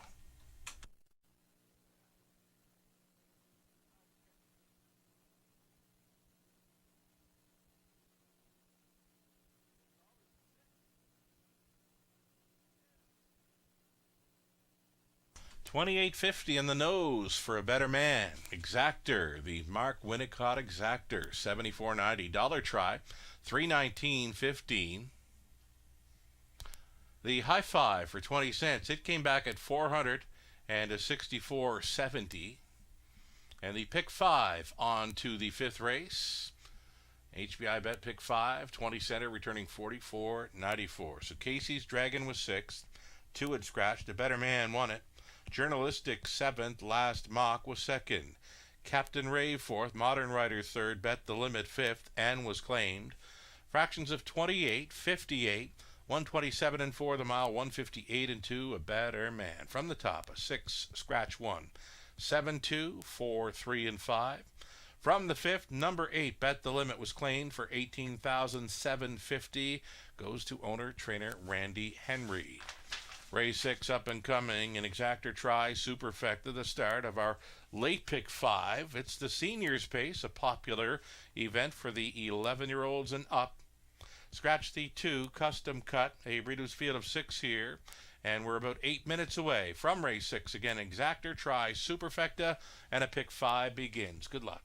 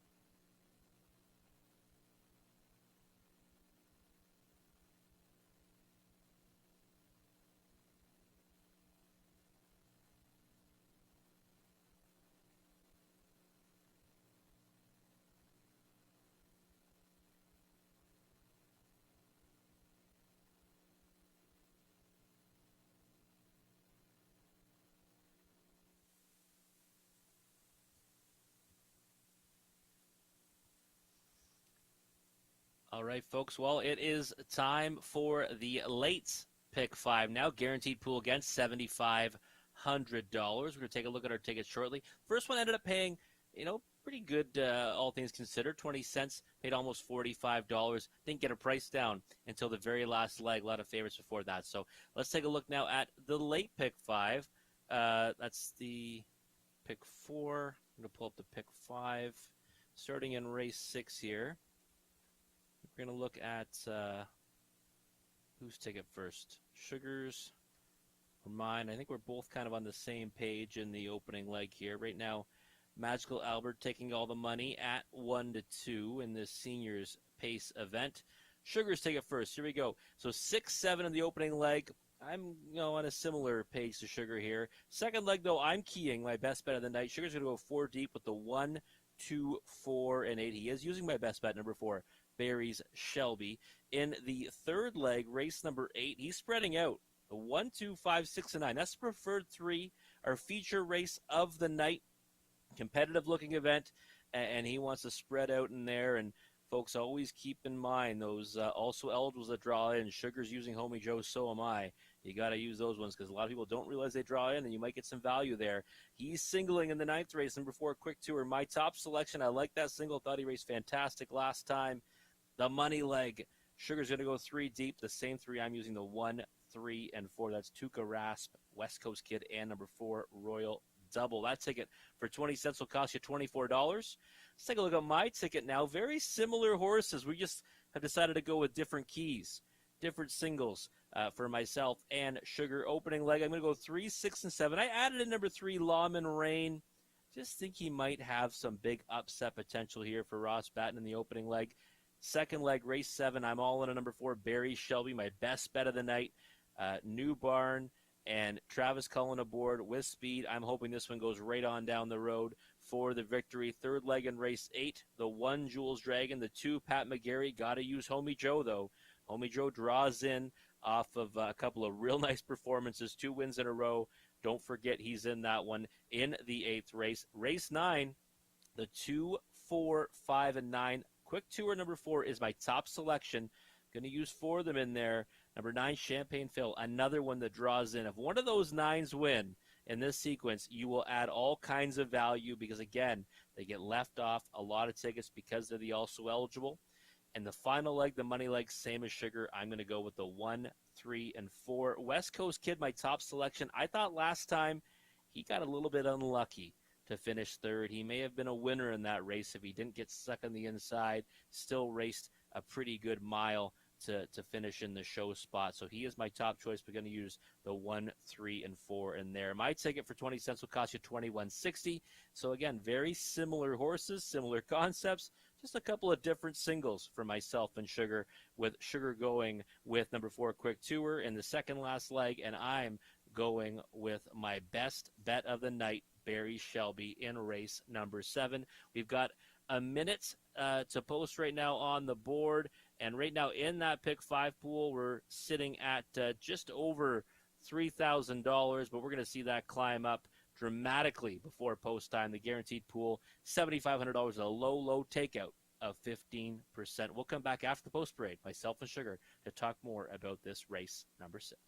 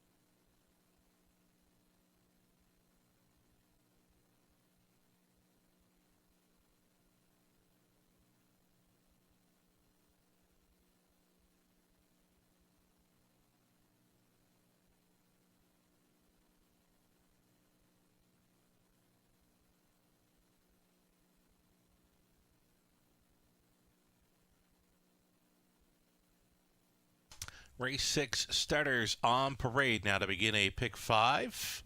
And it's a seniors event, 11-year-olds and upward. Always a popular event here in London. We're getting a look at number 1, Eternal Ruler, owned by Diane Sylvester, trainers Dwayne May, the driver Ryan Darash. 2 is out.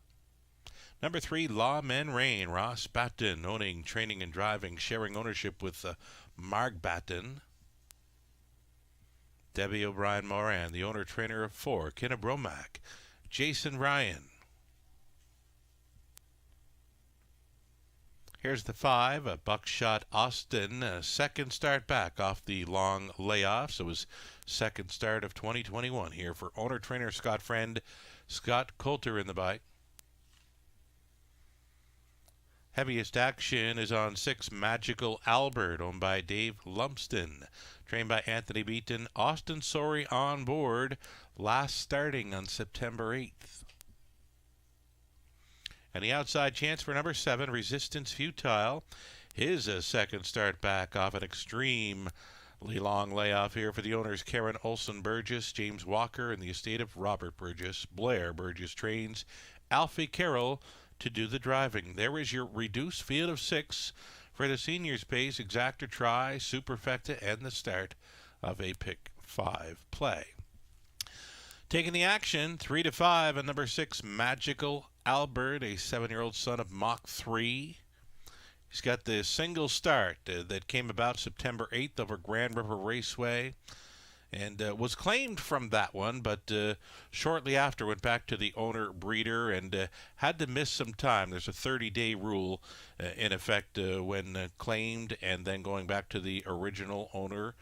So yeah, this is why Magical Albert has missed the days that he has. September 8th, his last start. 3 to 5 though. Robert Reed Jr., top selection. Yeah, you don't usually see that, do you, Sugar? Not, no. I had some questions on Twitter, so I went to my racing officials, and they looked it up. And, yeah, there is a 30-day rule. After being claimed, going back to the original owner, this horse had to sit out. He could not race. Yeah, it was interesting because the transfer date and the ownership, I think, was about 2 days after the claim. So, obviously, these connections purchased him back off the claiming parties, and it's an interesting situation that I have not seen very often in my many years. I'm with you. I am with you, and so too are many horse players, right? That asked. So, yeah. We you know what, we both got a lot of questions on Twitter, and I'm glad you cleared it up because I was kind of scratching my head with it. But hey, Magical Albert, I think that you look at him and say, okay, he's missed a little bit of time now. It was just one start so far this season. It was a good effort, though, no question about it. Now he gets to race, in the the seniors pace here. He fits the conditions for it. That's why he gets in as a 7-year-old. 4 to 5 billing right now might be a hair short or two, but I think he might be the one to beat. It's a low price for me for a horse that hasn't raced in like 7 weeks, and so yeah, I might have to lean towards 7, Resistance Futile. Alfie Carroll on board. Now, he was a little slow going in the early going last time out, but why not? He hadn't raced for a few seasons. The 11-year-old stallion son of Real Desire for Team Burgess. It's a tough post to overcome, but now he gets to move in a spot. I'm not sure if there's some gate speed or not for Resistance Futile. Likely will be racing from off the pace. It's interesting, though, right? We look at Magical Albert. We see a horse's first race of the season. Now he's missed time since the Resistance Futile won back in on almost a regular rotation, but hadn't raced in multiple years before that. So it's a real interesting contest where you say, do you want to take 6 to 5 and 2 to 1 on either one of those horses? Maybe not. I don't know. You look at it, and for me in the pick 5, I went 3 deep. I added in Lawman Rain. I think Resistance Futile, if he ever finds what he used to be, he'll win this field by open lengths. I would think so. But the Lawman Rain, as you mentioned, gets a shot. He does show 57-4 in his latest over London, and that's a quick mile for a 14-year-old son of Ram Baron Ross. Just missing here last night at a big price. It was 18-1 and Release the Baby. I love that mare last night, and almost got her there, but no, she would just miss, and he still finds himself 2 wins away from 5,000th career win in the bike. Ross Batten, Lawman Rain, tell us about it. Yeah, he's making us wait for that 5,000th Is win he presentation. ever? Yeah. I wonder where it's going to be. You know, we've probably had the presentation ready to a couple tracks, but you know, Lawman Rain obviously this season just 1 for 13, and maybe not a lot of form to go on right now. But I think he's going to, you know, enjoy this group. I really do. 5-1 on the board is probably a little bit shorter than I was hoping for, but for me, he's just a bust out that I've put in the third spot, used in my multi-leg wager, and I'm hoping that, you know, if the 6 and 7 ever don't live up to the billing, he might be the horse to get it done. Ryan DeRoche, a winner here last night with the Ladies from Hell, and she certainly threw a wrench into our late pick 4. She was winning at a price, and not a bad price, but this is kind of low on Eternal Ruler now. He's been up around 24-1 in recent starts. Now he's at 5-2, but he does get a rail to work with. Yeah, the rail to work from Overland Journey last time, I think, to a much tougher field. I had Custom Cut as my 4th pick. This horse would have got bumped into that spot if I had known Custom Cut was scratched. 5-2 on the board. I think it's an underlay, but I do think that he's one that you've got to consider in here, no question about it. All righty, here we go then with a seniors pace event for 11-year-olds and upward, and looks like 7. Magical Albert fits the condition. He's a 7-year-old son of Mach 3, and he's still a 6-5 favorite here as they move him behind. So we've got Eternal Ruler, Ryan DeRoche, Lawman Rain, Ross Batten, Kinnebromac, Jason Ryan, Buckshot Austin, Scott Coulter, Magical Albert, Austin Sorry, Resistance Futile, Alfie Carroll, all 6 noses on gate. Here they come. They're off. Magical Albert timed it perfectly, and he left sharply to grab control for Austin Sorry. He quickly puts 3 open lengths on Eternal Ruler, who will race from second. Lawman Rain is third, searching for a seat, and now finding it in fourth is the gray. Buckshot Austin, Kinnebromac, situated fifth. The earliest trailer, that would be Resistance Futile, about 10 lengths off the lead for Carroll. So a compact field of 6 happens to be well strung out here at the quarter mile. It's a headstrong Magical Albert fronting through a quarter mile of 28-2. He closed up as the 3-5 People's Choice. Now Eternal Ruler got closer in second, continuing third. A Lawman Rain, gapped off. Buckshot Austin is traveling fourth, and now a peek to the outside in fifth for Kinnebromac, and still trailing Resistance Futile. Halftime leader, an unchallenged and comfortable looking Magical Albert. Right there in second, Eternal Ruler, Lawman Rain. He's thinking about it there in third, fourth and wide. For Kinnebromac, staying in there fifth was Buckshot Austin, Resistance Futile. Getting underway from the back of the bus. They followed up a half of 58-3, so a 30-1 second quarter breather for the pace setter, Magical Albert.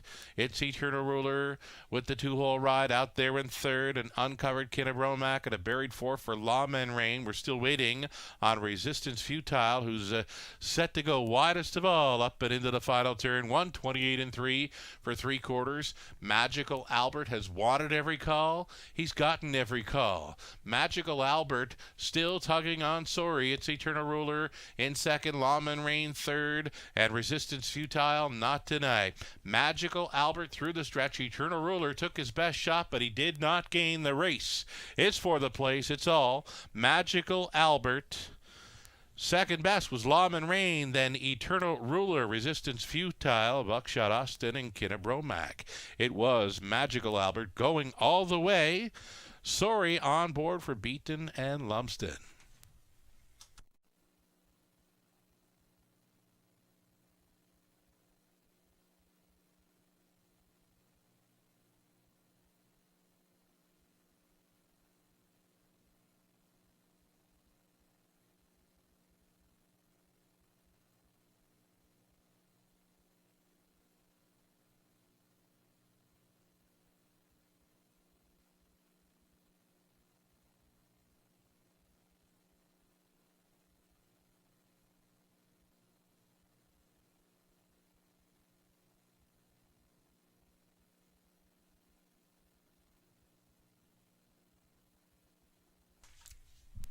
There we go, number 6, Magical Albert, an easy winner here for a motionless driver in Austin Sorry. Lawman Rain up the inside for second over the 1, Eternal Ruler, and 7, Resistance Futile fourth. 6, 3, 1, and 7. Had some questions online as to the claim on September 8th for Magical Albert, and we cleared that up after speaking with racing officials. Magical Albert was claimed on September 8th, went back to the original owner breeder, and had to sit out the 30-day rule. So thanks much to Sasha, Ryan, and others that had questioned what was happening with Magical Albert, and he fits the seniors pace condition with a non-winners of 1,000 last 3 or in 2021. So here is Magical Albert back for his 7th career victory. He's a 7-year-old son of Mach 3 out of Illusionist by Camluck. For the owner breeder, Dave Lumsden of Ancaster, Anthony Beaton conditioned, Austin Sori driven to win all the way tonight in 158 and 1. Congratulations.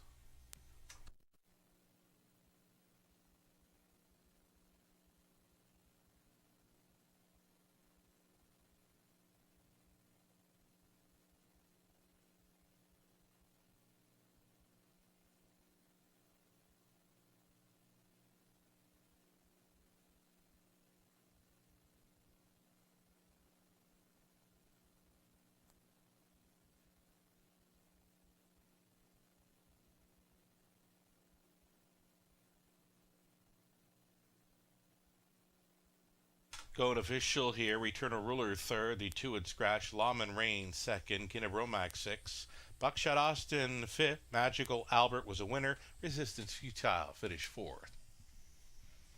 Fractions of 28 and 2, 58 and 3, 128 and 3, and a mile of 158 and 1. Magical Albert made it look easy from the top. 3, scratch 2, 6, 5. 1-4. He paid $3.20. Exactor $16.40. Dollar try $18.20. Super for a buck $42.55. The 20 center come in at $8.51. Race 7 up and coming starts the back half of our Tuesday night program.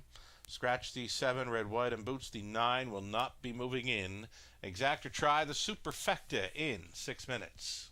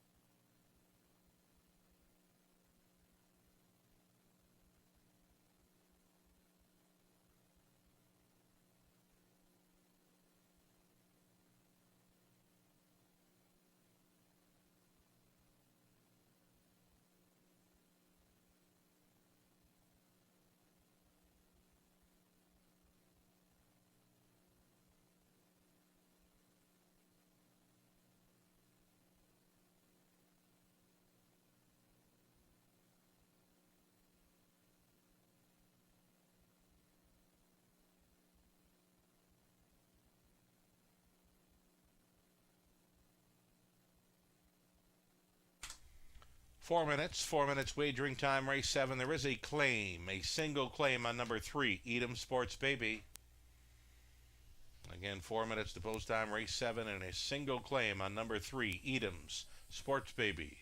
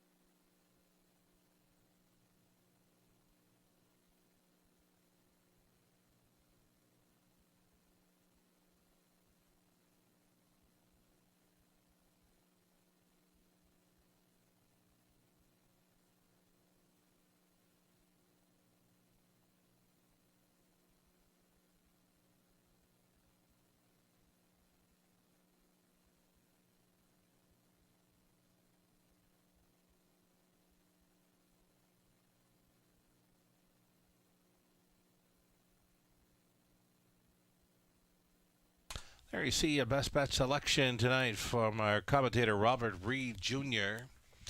Setting it up for the 4, Barry Shelby opens up at 3-5, now 4-5. He was 3-1 in the morning line. Robert Reed Jr. saying this one debuts for the New Connections. Likely gets pointed to the lead in here. Barry's Shelby, a Robert Reed Jr. best bet selection here in race number 7. 3 minutes to go. The post parade is next.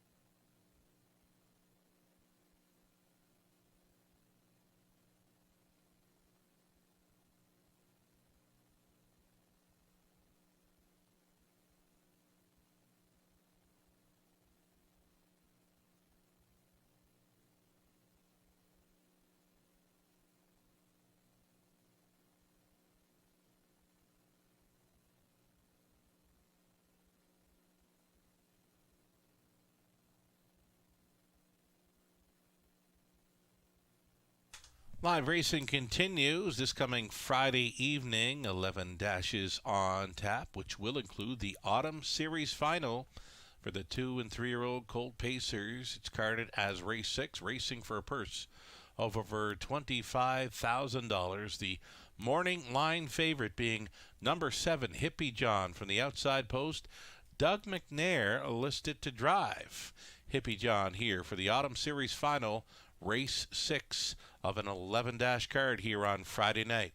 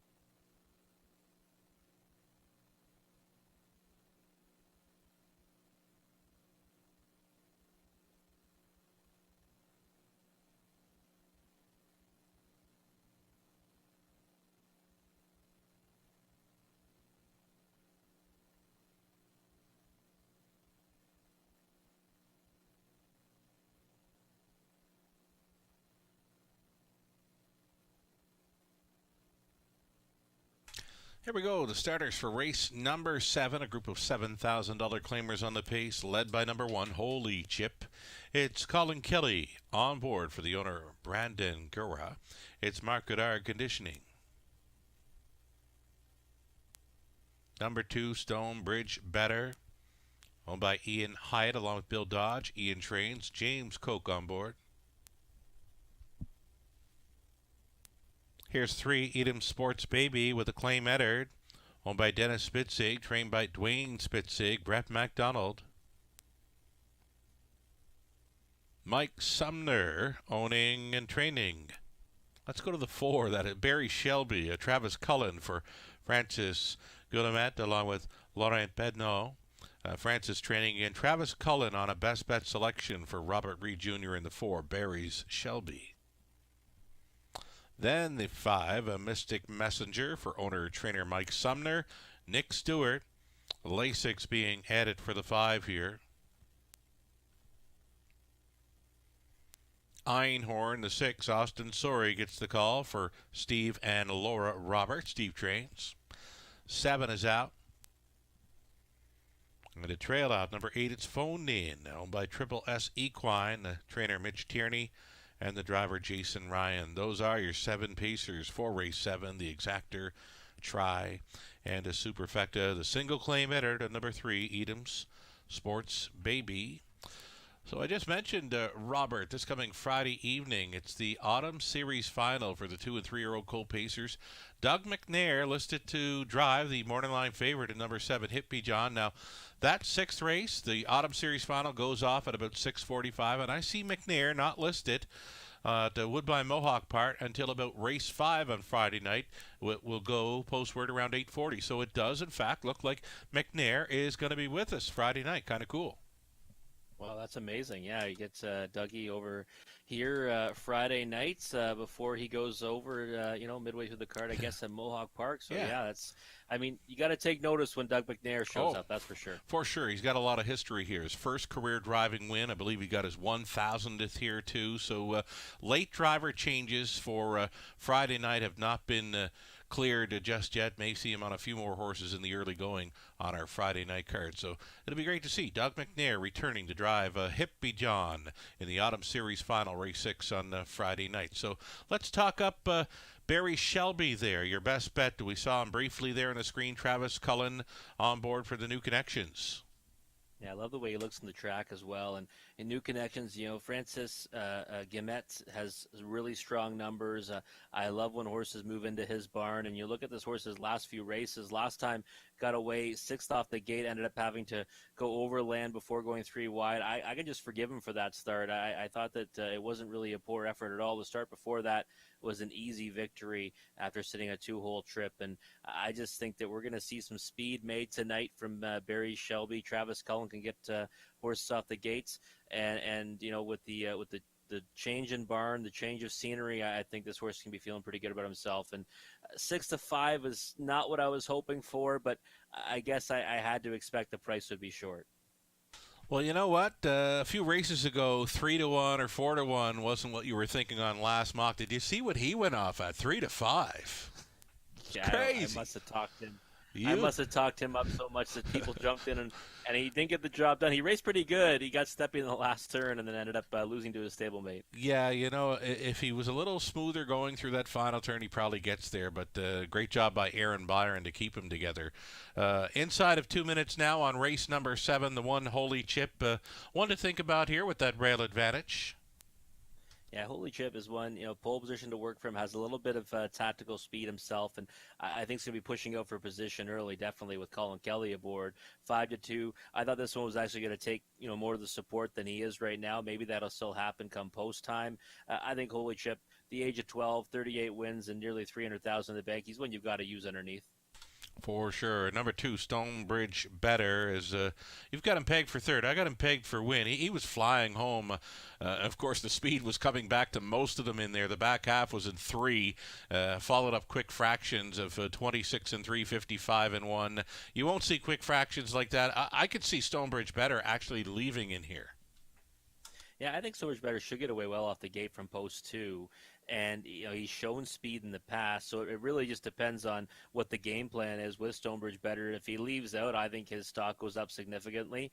That last effort coming from out of it, I mean, we saw shipping out in that race, win from well out of it. He came back and didn't really race as well. His next effort, I think, he certainly kind of had stuff nothing handed to him, but it fell in his favor that time around. I think similar for Stonebridge Better, but the start before that was pretty good too. So I think he's when you can't leave off your tickets. I put him in the 3rd spot. I think he's when you got to use in the exotics. Right on. Stonebridge Better at a post 2, currently offering 2-1. A treading spot for the 8. Phone in. He was claimed 2 back and roughed up in that one. Last time out over Flamborough, looks like he just went around. I probably needed that trip after the way he got roughed up 2 starts back. These horses can't do that every single week. So looks like he stayed on the cones last time, ended up finishing 7th, took some support in that effort. Now the trailing post tonight should get away well behind Holy Chip, and maybe if a trip works out, he can sneak into it. Right on. See Lasix being added for the 5, Mystic Messenger. Maybe another one to think about here. 7-1 currently is the starter. Calls the horses, and then there's the claim on 3. Edam Sports Baby, and then there's Old Einhorn. A 7-horse field here for race number 7 in London. Gates moving. Here we go. A group of $7,000 claimers on the pace. Holy Chip on the rail, and Stonebridge Better, Edam Sports Baby, Barry Shelby, Mystic Messenger, and Einhorn. 1 trailer, Phone in, eighth of a mile from the start.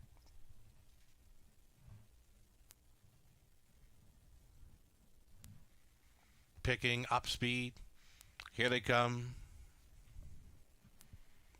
And away they go. First two show along the inside. Holy Chip next door. Stonebridge Better and up on the wide path. Mystic Messenger getting the marching orders in this one. Nick Stewart sending Mystic Messenger, who's working hard for the lead. 11-1. Mystic Messenger does grab command. It's a reboot, though, and a retake for old Holy Chip, the 12-year-old son of Arts Chip, is going to grab the lead back here just prior to the quarter mile as Mystic Messenger goes under a snug hold in second, gapped off in third. Stonebridge Better. They got to the quarter mile in 28 seconds flat. Racing out of fourth is Edam Sports Baby. Then Phone In is fifth. Barry's Shelby would have to gain about 10 lengths and come from sixth to win it. And then along the inside, it was Einhorn. So a two-horse breakaway here on this half-mile approach. On the lead, it's Holy Chip. Mystic Messenger with the tow-along trip in second. Third best on the outside now for Edam Sports Baby. Put in play with a lap to go. The half timed up in 58 seconds flat. Holy Chip to bend them towards the 5/8 with Edam Sports Baby now showing up second best on the outside, right on the wheel of the leader. It's Mystic Messenger for the trip here in third. Phone In, towed up into it now. He's taken fourth. Fifth and in for Stonebridge Better. Sixth and wide. There goes Barry's Shelby trying to make something happen. And the trailer is Einhorn going by three quarters. Edam Sports Baby with the claim entered is widening a lead now of three. Make it four, and he's taking off. 1:27.4 for three quarters. That was a big time third panel by Edam Sports Baby to grab control. Edam Sports Baby appears to be gonzo. Second best, Holy Chip up on the outside. Phone In. Barry's Shelby. Widest of all was Stonebridge Better. This is Edam Sports Baby in a romp. Four across for second. Looked like Barry's Shelby over Stonebridge Better than Phone In and Holy Chip. 158-3.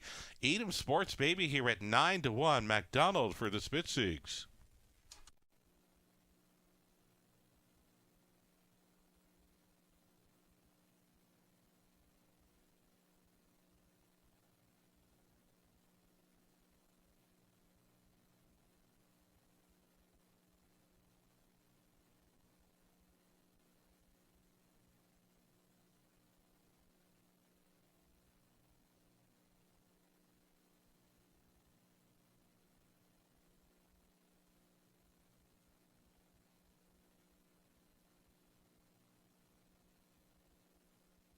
Here is 3 Edam Sports Baby at 9-1, winning like a 3-5 shot.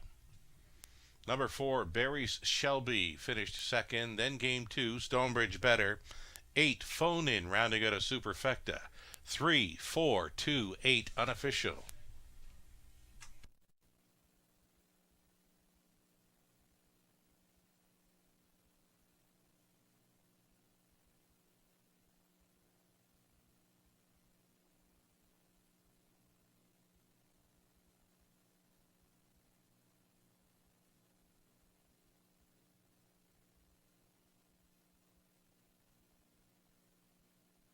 Returning to the London Winner's Circle, the lone victory this season was a 157-4 trip around London, and now he's made it 2 victories in London this season. A mile tonight, 158-3, the 5-year-old son of sports writer out of Don't Call Me Baby by Jeremy's Jet. For the owner, Dennis Spitzig of Sarnia, Dwayne Spitzig condition, Brett McDonald on board for a victory in 158-3, scoring a 9-1 upset. Edam's Sports Baby, congratulations.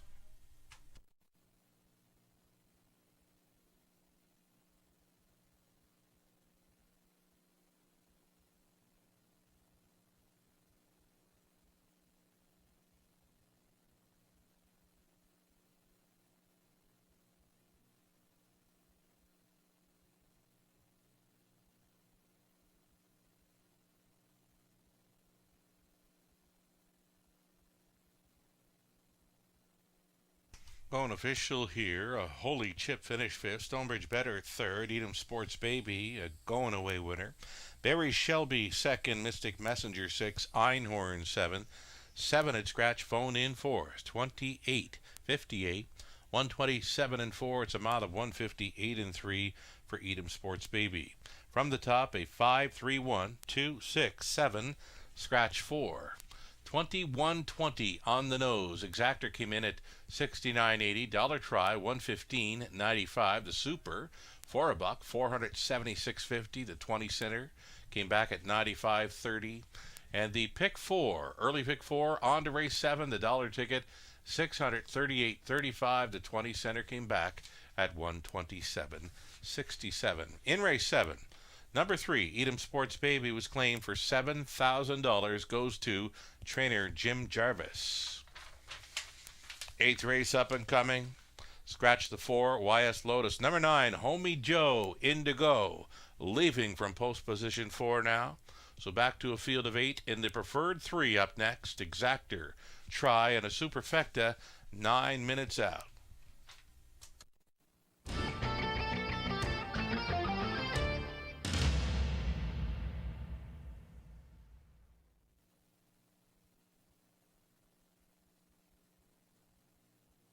Getting word of a late driver change to come in race number 10, number 2, Lil Memories, the driver TBA. Waiting on a driver for 2 in race 10.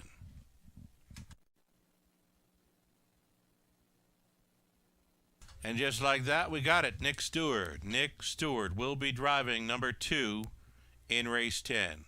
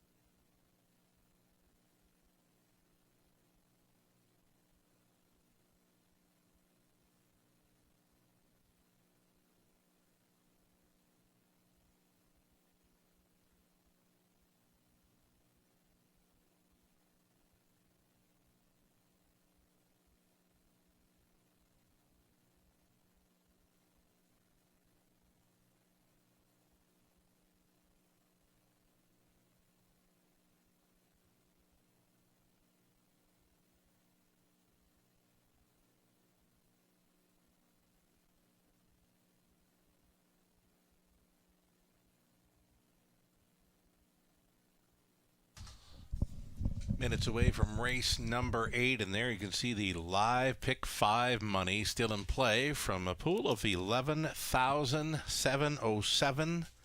Following lag 2, only $257 remains live and in play as it appears number 3, Edom Sports Baby, certainly threw a wrench into the late pick 5 in London. Best of luck if you're still going forward on that wager. Post parade for race number 8 coming up soon.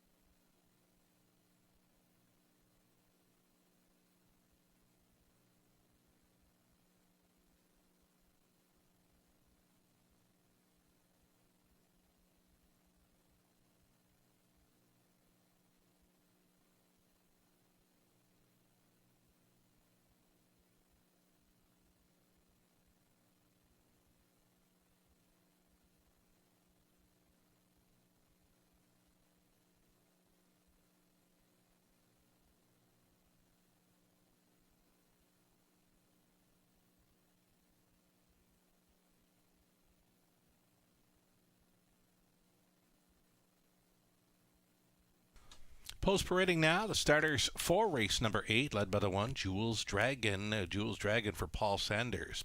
Trained by Jody Cullen, Travis Cullen in the bike. It's a group of preferred 3 pacers for a purse of $10,000 here. Number 2, Pat McGarry, just missed last time out for MT Stables Ontario Inc. JR Plante Training. Brett McDonald stays on to drive.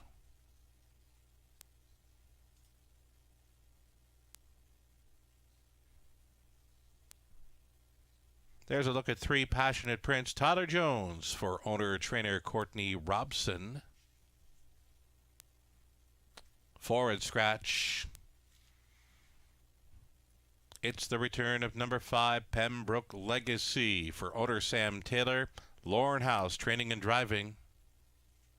I was really looking forward to seeing this one return. Pembroke Legacy, post 5. Here's 6, I'll Get My Own Thanks. Travis Henry for Dale Fritz. Mike Sawyer at Aitchison. BWP Stable with Dale Training. Travis Henry on the 6. 7 outside. Captain of Rock and Roll. Austin Sorey driving for Robert. Hemath third. The trainer's Mark McKinnon. To trail out, number 8, Outlaw Badlands off a sharp victory for owner Michael Cecile. Josh McKibben training. Jason Ryan stays on. And number 9, Homie Joe, is moving in here and leaving from post position 4 for the owners Angus McCory and Mark McCory. Mark back down as trainer. Tyler Borth stays on to drive Homie Joe, trying for 3 in a row in London. That is your field of 8. Preferred 3 pacers here for an exactor, try, and a superfecta. So at 4 to 5 currently, number 2, Pat McGarry, just missing last time out over London. He did all the work. He tried to get paid. He still paced him out in 153 and 4. He just got caught late by Brody Scrapper. Top selection for Robert Reed Jr. here. Yeah, I thought he raced fantastic, Sugar. You know, he went to the front end. I thought he actually got away from Brody Scrapper, but that veteran reeled him in late. Still paced his own mile, 153 and 4. And when I looked at this field, I said, you know what? That was a pretty solid group last time. Mm-hmm. He beat Outlaw Grabbing Gears. He was comfortable over that one.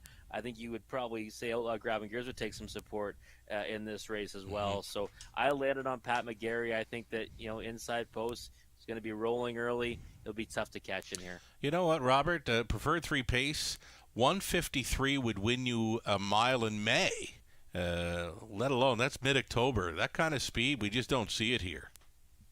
Yeah, we don't, and it's pretty wild to think that he had to settle for second in there. Brody Scrapper, a horse that's just been racing really well and gets hot throughout his career, and when he does, he's difficult to beat on any racetrack. So I thought Pat McGarry's been, a real eye-catching one in all 3 of his starts so far in North America, and I think we're going to see another solid effort tonight. It'd be nice to see maybe a price north of even money, but holding steady right now at 4-5. Nice looking horse on the track too. I just like the way he carries himself. Tall and proud, right? Tall and proud.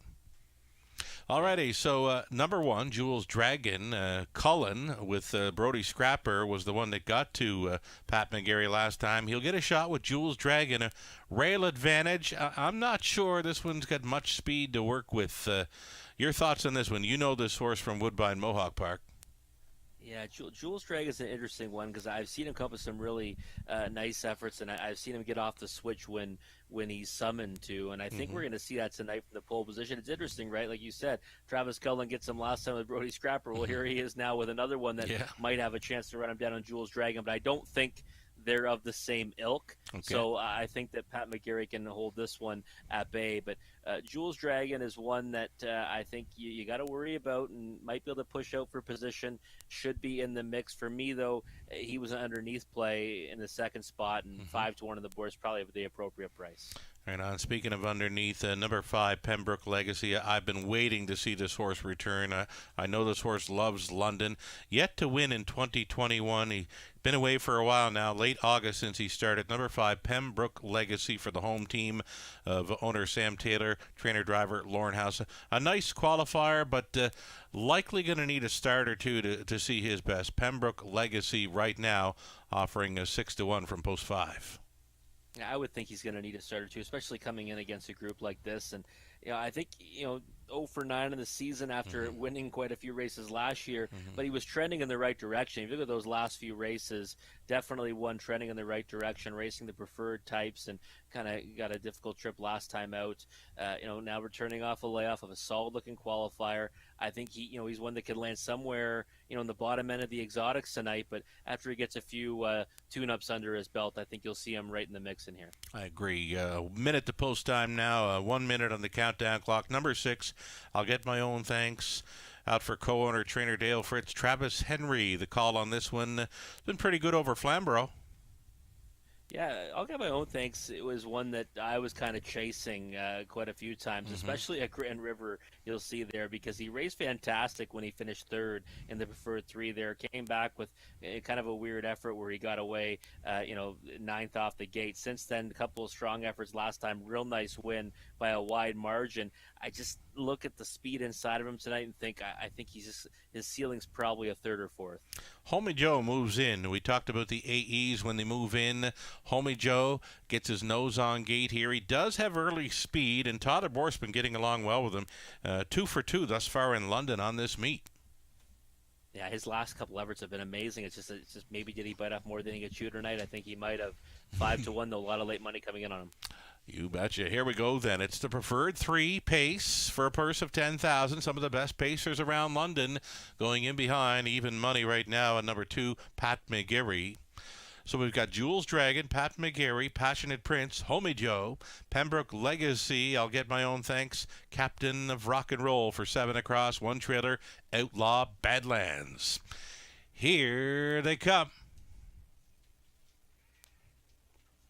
off and pacing Pembroke Legacy, busting off the wings. Forehouse towards his inside, though. Jules Dragon, Pat McGarry, they've got thoughts of wanting to sit 1-2, and they are doing so. Jules Dragon for Cullen grabs control with Pat McGarry pocketing up in second. Pylon position now, finding it in third was Pembroke Legacy. Away in fourth, Passionate Prince. Looking at it from fifth will be Homie Joe from off the pace.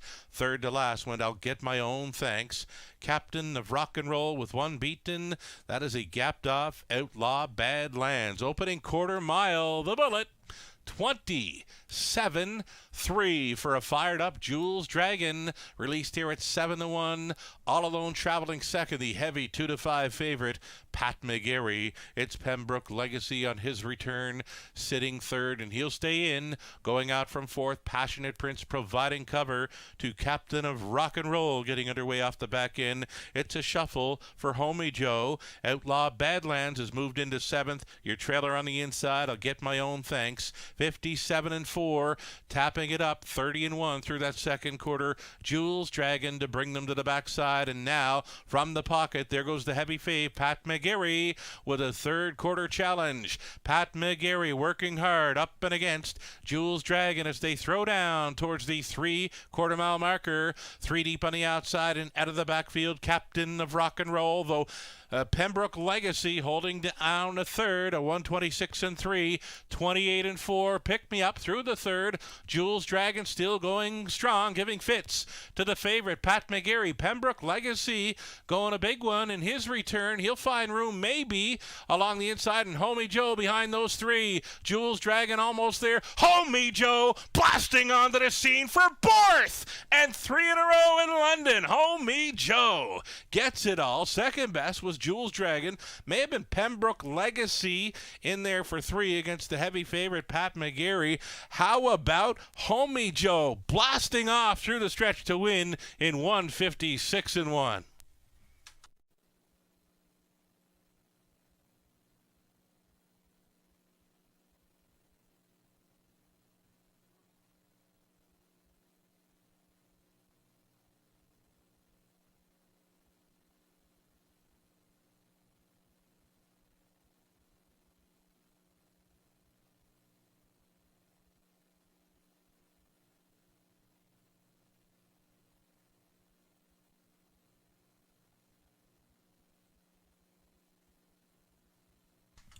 What a finish by Homie Joe. It did not appear the room was there, and then it opened up, and watch him blast.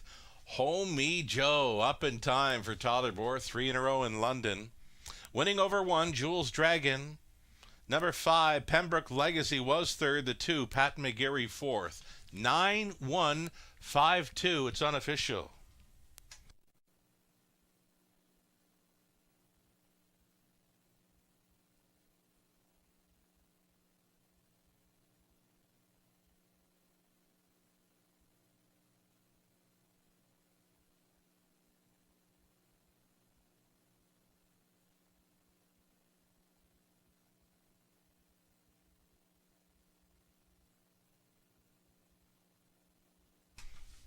Third win in a row in London for Homie Joe, 7-year-old stallion, son of He's Gorgeous, out of Give the Gift by Camluck.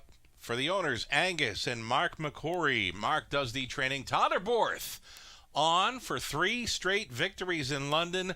Homie Joe, home like a trooper here. He made off like a bandit at 9-1 to win in 156-1. That's his 19th career win, 4th on the season. Again, 3 in a row in London, and tonight it's a preferred 3 top-class victory. Congratulations.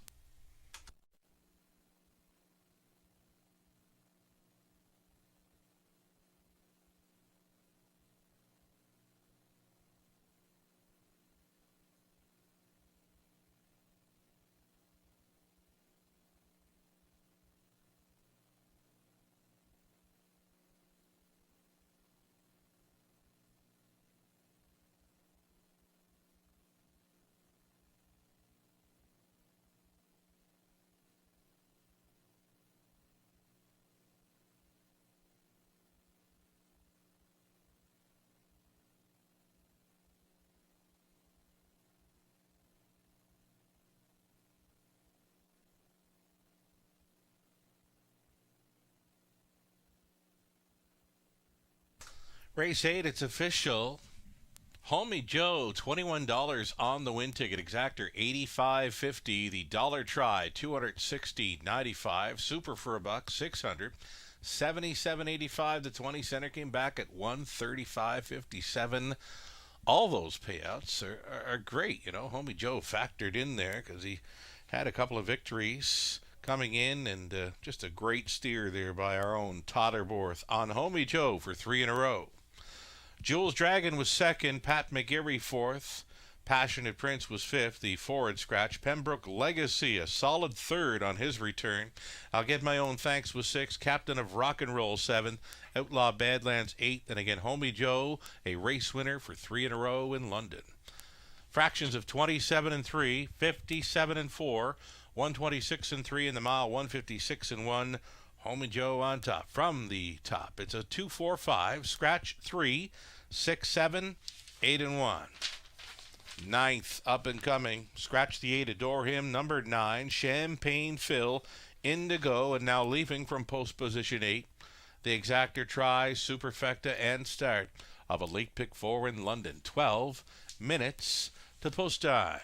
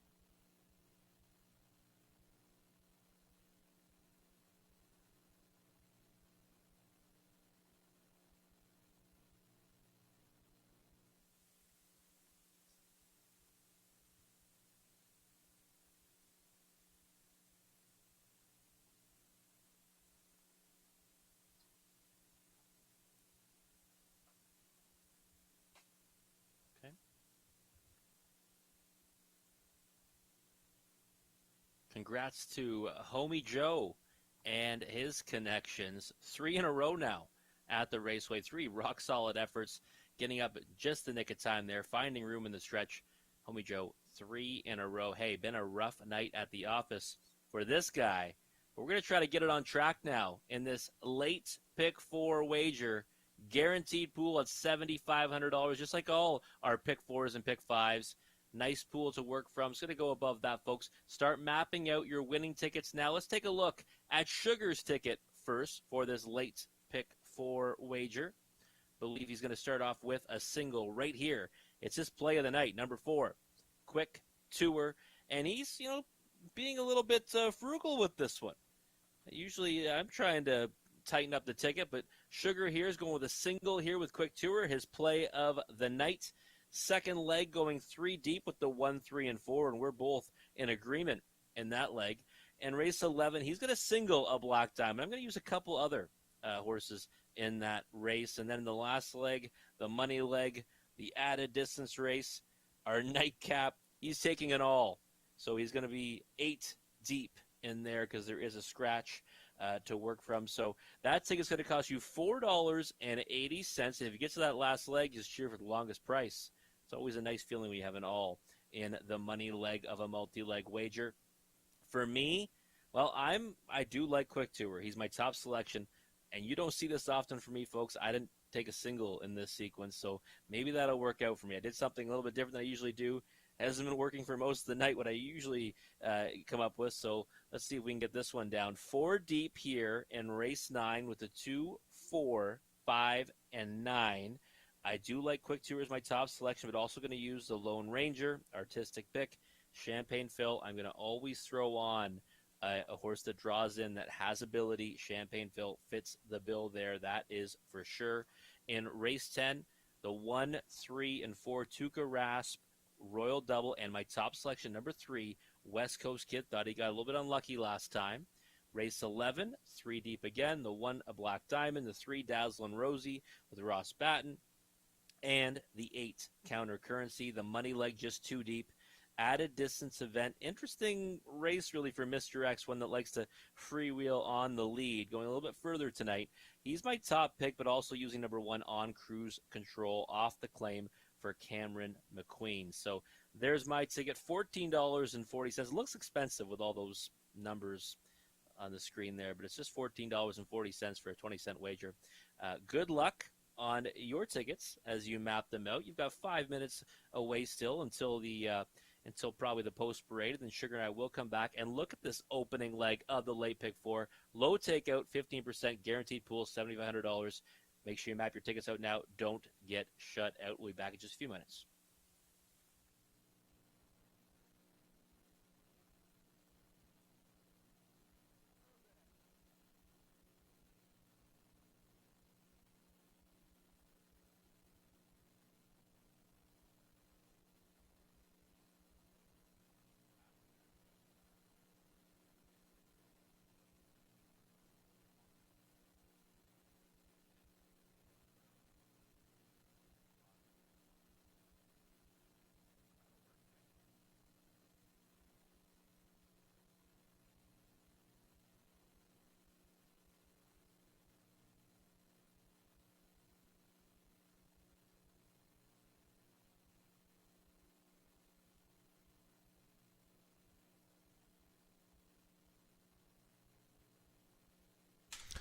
Alrighty, so I talked this horse up on the pregame show. I'll talk him up one final time here. And, well, I might not be through talking about him. Quick Tour, a very strong finish in his latest. I think he looks ready to pop tonight.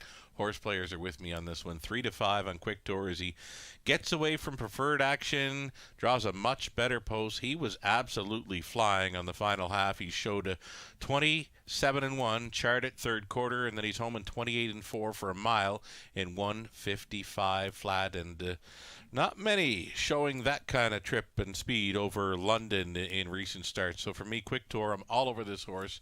Betting public is as well. 4-5, my best bet selection here to kick off a late pick 4 in London.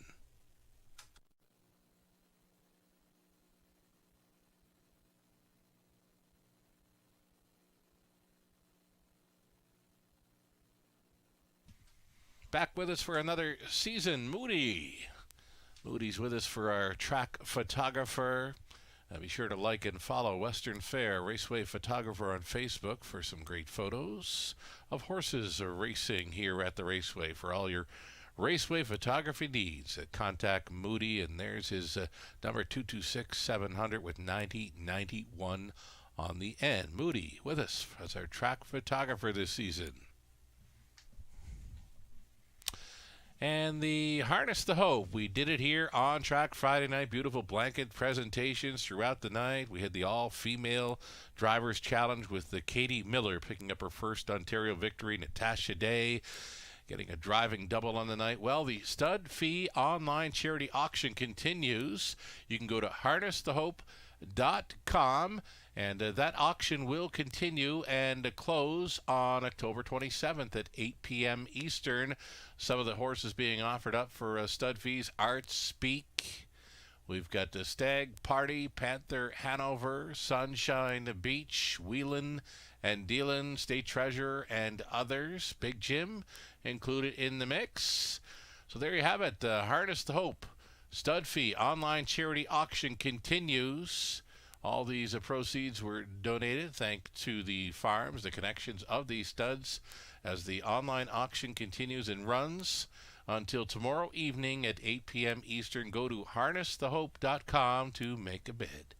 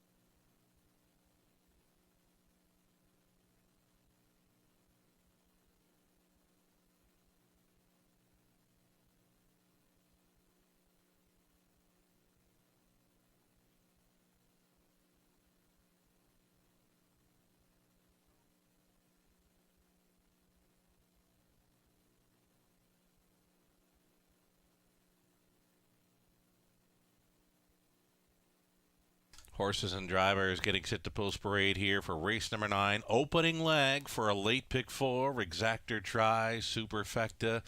Updating right now our live money remaining in play for the late pick 5. There was a pool of just shy $12,000.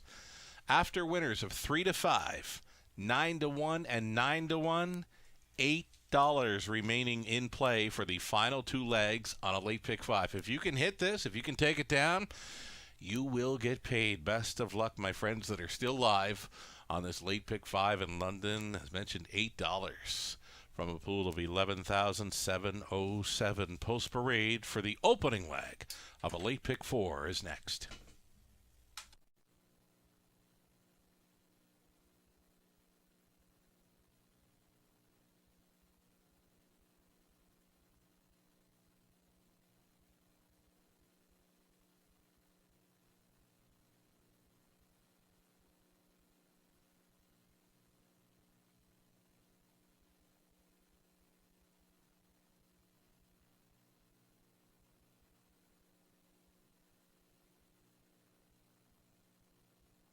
Stepping out. Starters for race 9, the Exactor Tri Super. Start of a late pick 4, looking at number 1, Woodmere Roland Pop. For the owners, Amanda Riley and Steve McGill. Tom Riley trains Travis Henry in the sulky.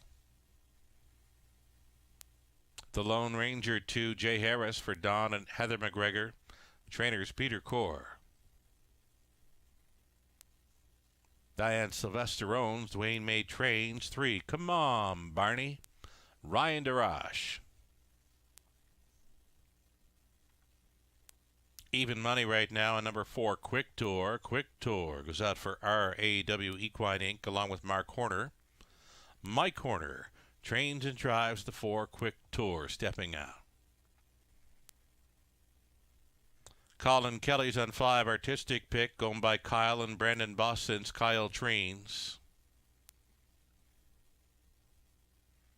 Deadly Action, post 6 for the owners, Gord and Jeff Graham. Jeff trains, Nick Stewart on board for the caretaker, Chase Graham. Outside chance for number 7, Freddie Bear. It's Jason Ryan staying on for a numbered Ontario Inc. Jason trains. 8 was scratched. Number 9, Champagne Phil, now in to go. From post position 8 for the owners, ICR Racing. Trainer Kenny Oliver, the driver, continues to be Natasha Day. Those are your starters in race number 9, a field of 8 on the pace for an exactor try, super in the start of a late pick 4 in London.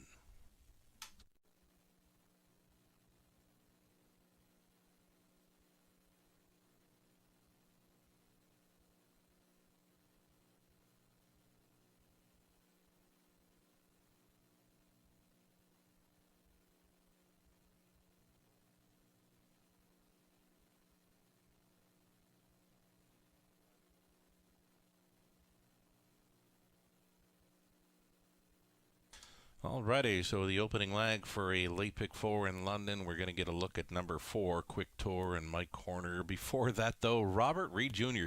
Did you see the live money left in play for the pick 5? $8. Just $8. That's wild when you think about it. You know what we said, though? If you get one of those trailing posts down, it's going to take a lot out of the pool. And Homie Joe, probably a bigger knockout than he should have been. That's why I'll always add the trailing posts to my tickets just because they get overlooked so often. You got to add those alsos on your multi-legs. I don't know how many times I've gone to the online betting sites, HBI Bet, for example, and you're going through your ticket there to put your horses in on a leg, and there's that also. Is he in or is he not?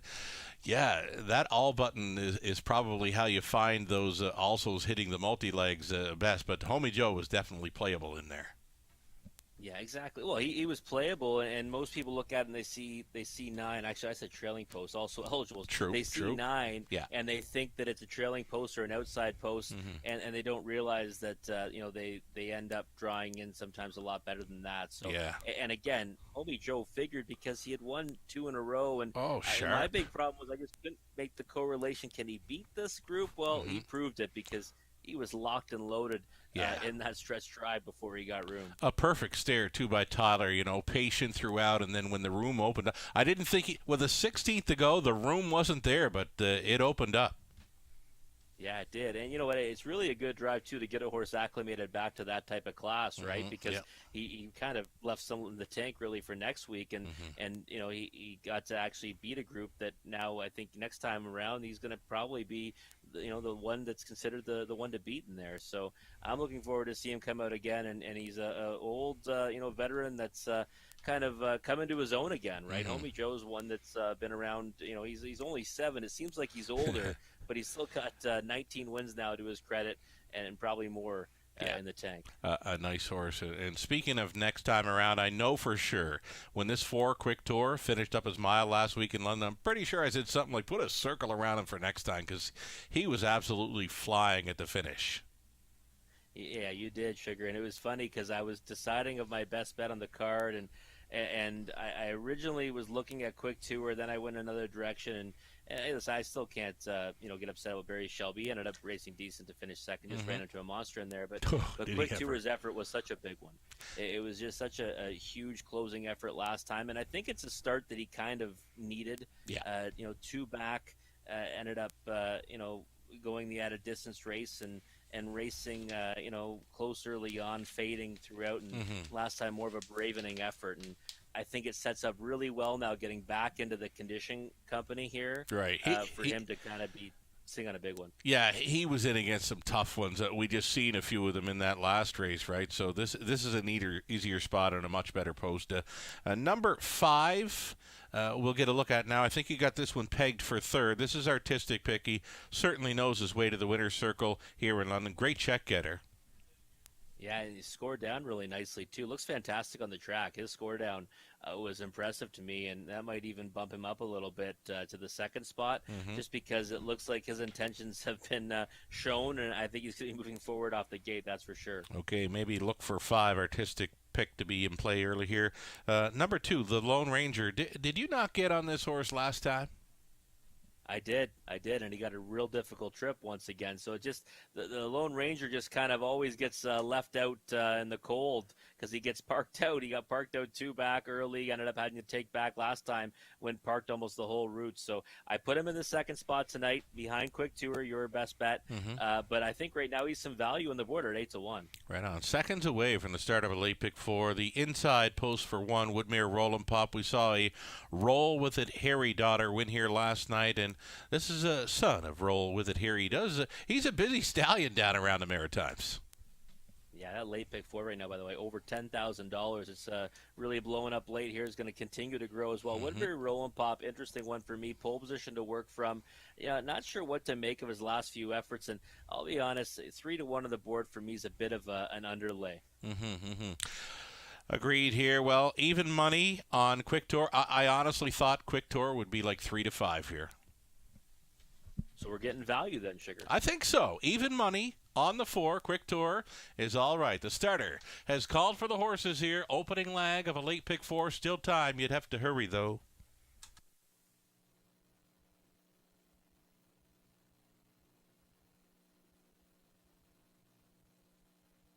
Going in behind the gate for race number 9, Woodmere Roll 'Em Pop, the Lone Ranger, Come On Barney, Quick Tour, then Artistic Pick, Deadly Action, and Freddie Bear.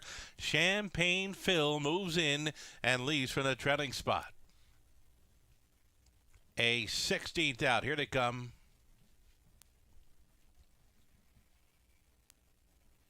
They're off. Action got tight, and the heavy favorite Quick Tour has jumped it off.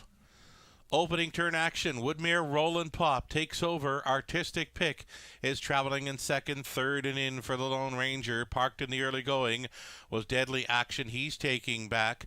Up to be fourth now is Champagne Phil. Come On Barney came on through. Deadly Action found pylons now in sixth. Then Freddie Bear and the trailer after the gate break where it got very tight is the favorite Quick Tour. So the opening quarter, it was zipped right along here in 27-2. Woodmere Roll 'Em Pop will try to go downtown in London. Artistic Pick with the great journey here now in second. Continuing third is the Lone Ranger. Champagne Phil is tracking the action from fourth, and he's actually thinking about it. Traveling into fifth was Come On Barney, sixth and in. Deadly Action underway off the back end. That is Freddie Bear, and the trailer moving out will be Quick Tour. 57-4, halftime speed. 30-2, rated second frame for the pace setter. Woodmere Roll 'Em Pop. Artistic Pick is a handful. Racing out of third on the outside now. There goes the Lone Ranger. Champagne Phil, he stayed in. He's traveling fourth. Fifth and wide for Come On Barney. Sixth and in, Deadly Action. Then Freddie Bear and Quick Tour would need that huge recovery to circle them. Still going strong though. Woodmere Roll 'Em Pop had him up to 3/4 and 127-2. Artistic Pick. He's a patient second. Champagne Phil is all dressed up with no place to go third. Fourth and wide for the Lone Ranger. 3 deep out there. Come On Barney. 4 wide out there. Quick Tour. They swing for home, and it's Woodmere Roll 'Em Pop. Artistic Pick made the move to the outside. He's getting crooked though. Well, Artistic Pick though. Artistic Pick. He's alone. Champagne Phil. Ho, ho, ho. He was flying on the end of it. We need a picture. Champagne Phil or Artistic Pick. Maybe Come On Barney in for third. 158 flat.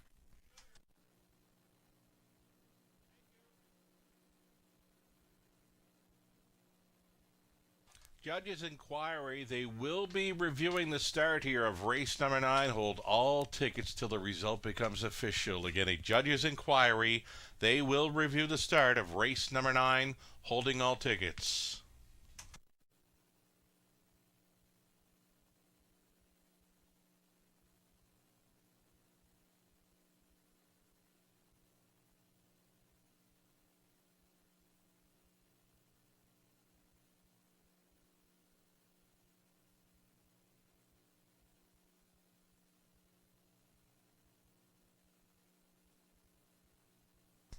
Here's the stretch drive. It looked like Artistic Pick the 5 was home and cool, but here comes 9.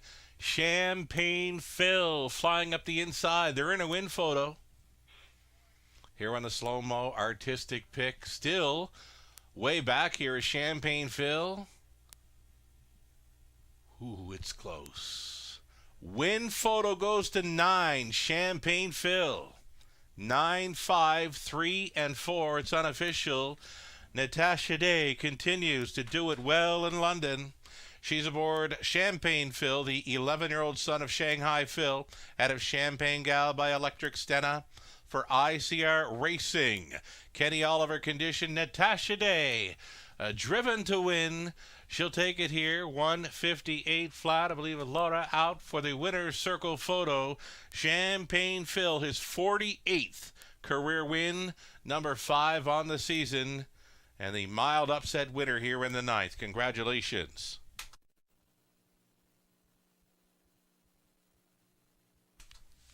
A driver's objection here as well. A driver's objection 4 against the 5 for action at the start. So the judge's inquiry involves the start, and now a driver's objection 4 on 5 for action at the beginning of race number 9. Hold all tickets.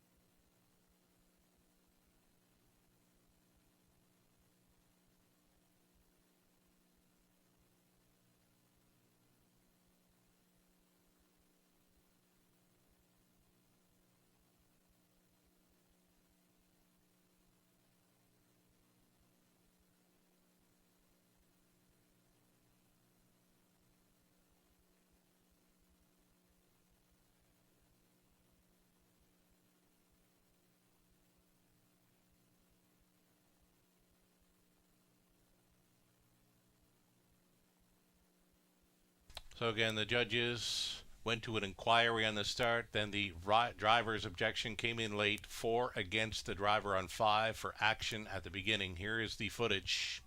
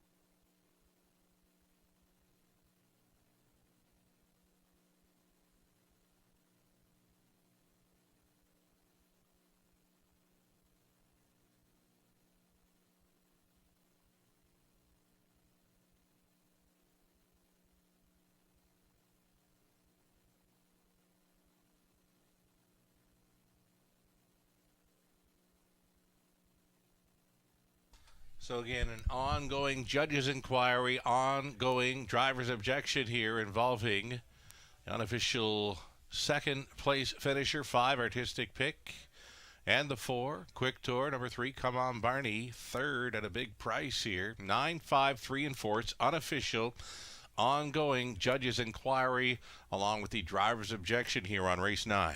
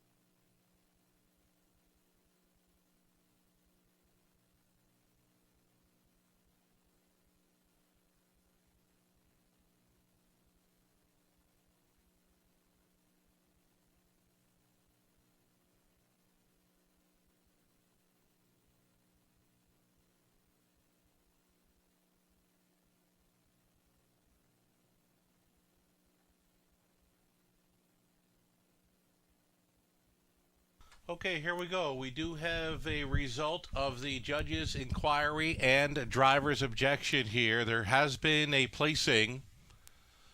Number 5, Artistic Pick, finished second, will be placed fourth for causing interference to horses 3 and 4 prior to the start.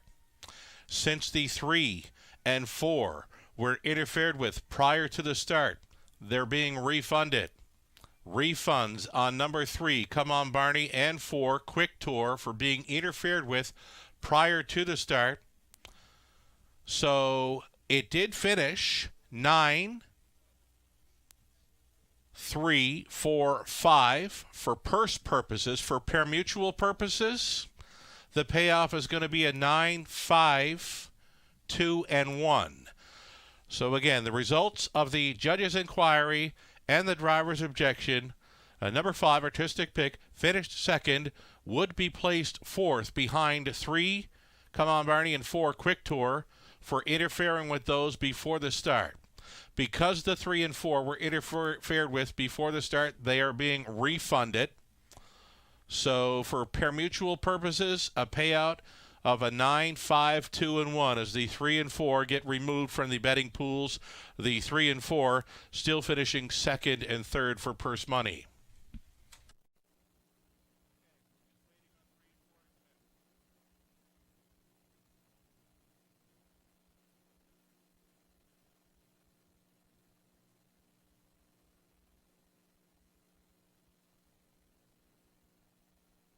So with the refund of number 4, Quick Tour, in race number 9, if you've wagered on horses 3 and 4, both refunding here, you would be awarded with the post-time favorite for the multi-leg wagers.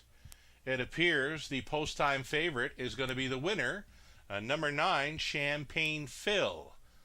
So again, it's a complete refund for exactor, try, super, win, play, show wagers on both 3 and 4 here in race number 9. Both 3 and 4 are being refunded, and if you've wagered on 3 and 4 in the multi-leg wagers, being the pick 5 and the pick 4, you would get the post-time favorite after 3 and 4 come out, and that appears to be number 9, Champagne Phil, your unofficial winner.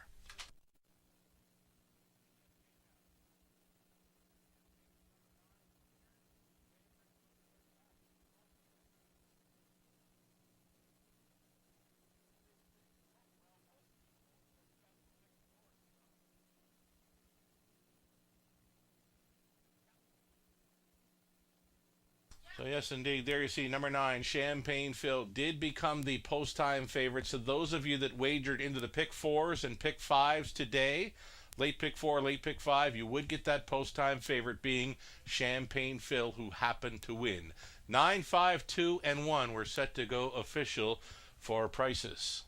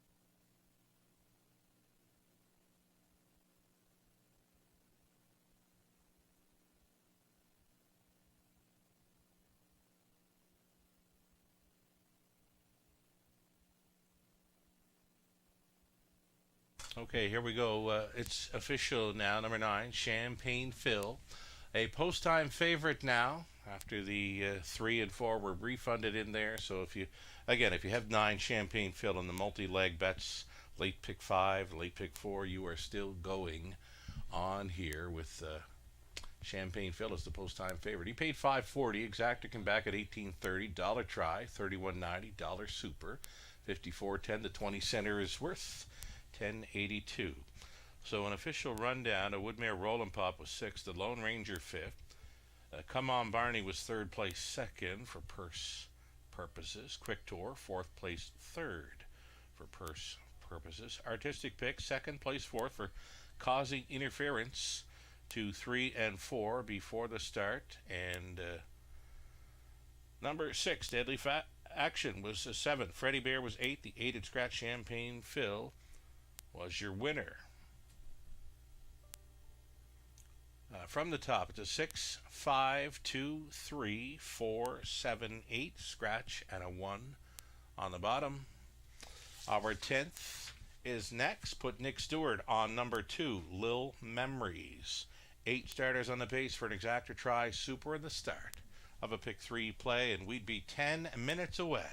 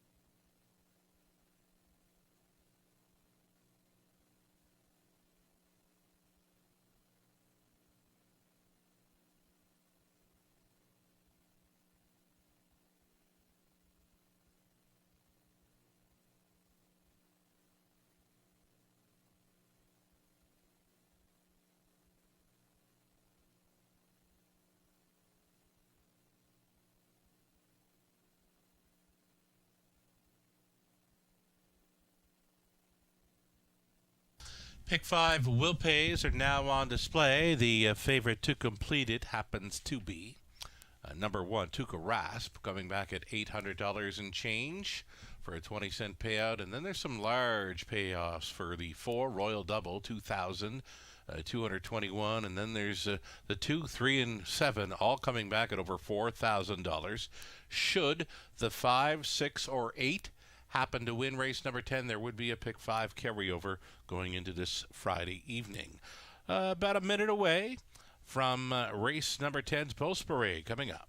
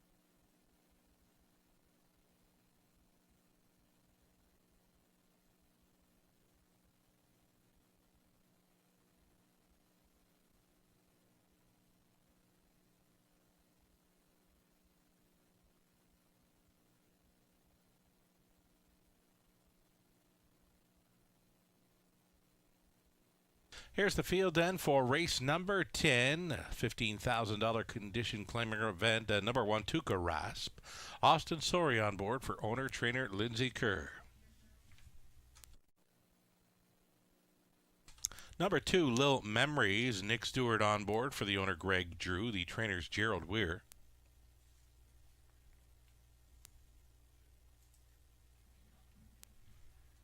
Here's Ryan DeRoche driving 3, West Coast Kid, owned by John DeVito. The trainer's Dolores Basilone. Allison Hepburn, along with Bruce Goyd, shared the ownership on 4, Royal Double. Bruce training Colin Kelly up. 1 Drink a Go is 5, Bruce Richardson for owner-trainer Randy Merich. Number 6, TJ Silverado. It's Scott Coulter driving for Sheila and Serge Labatz. Trainer is Daryl Roberts. Melody Maker, the outside post, 7 for Nurko Sokolovic, along with Craig Bars. Greg trains Travis Henry. And then the 8 is Coin Flip. Coin Flip for the owner, Amy Hardy. The trainer's Troy Cochran. The driver, Garrett Rooney. Those are your 8 pacers then for race 10. Exacta Tri, Superfecta, and the start of a pick 3 play.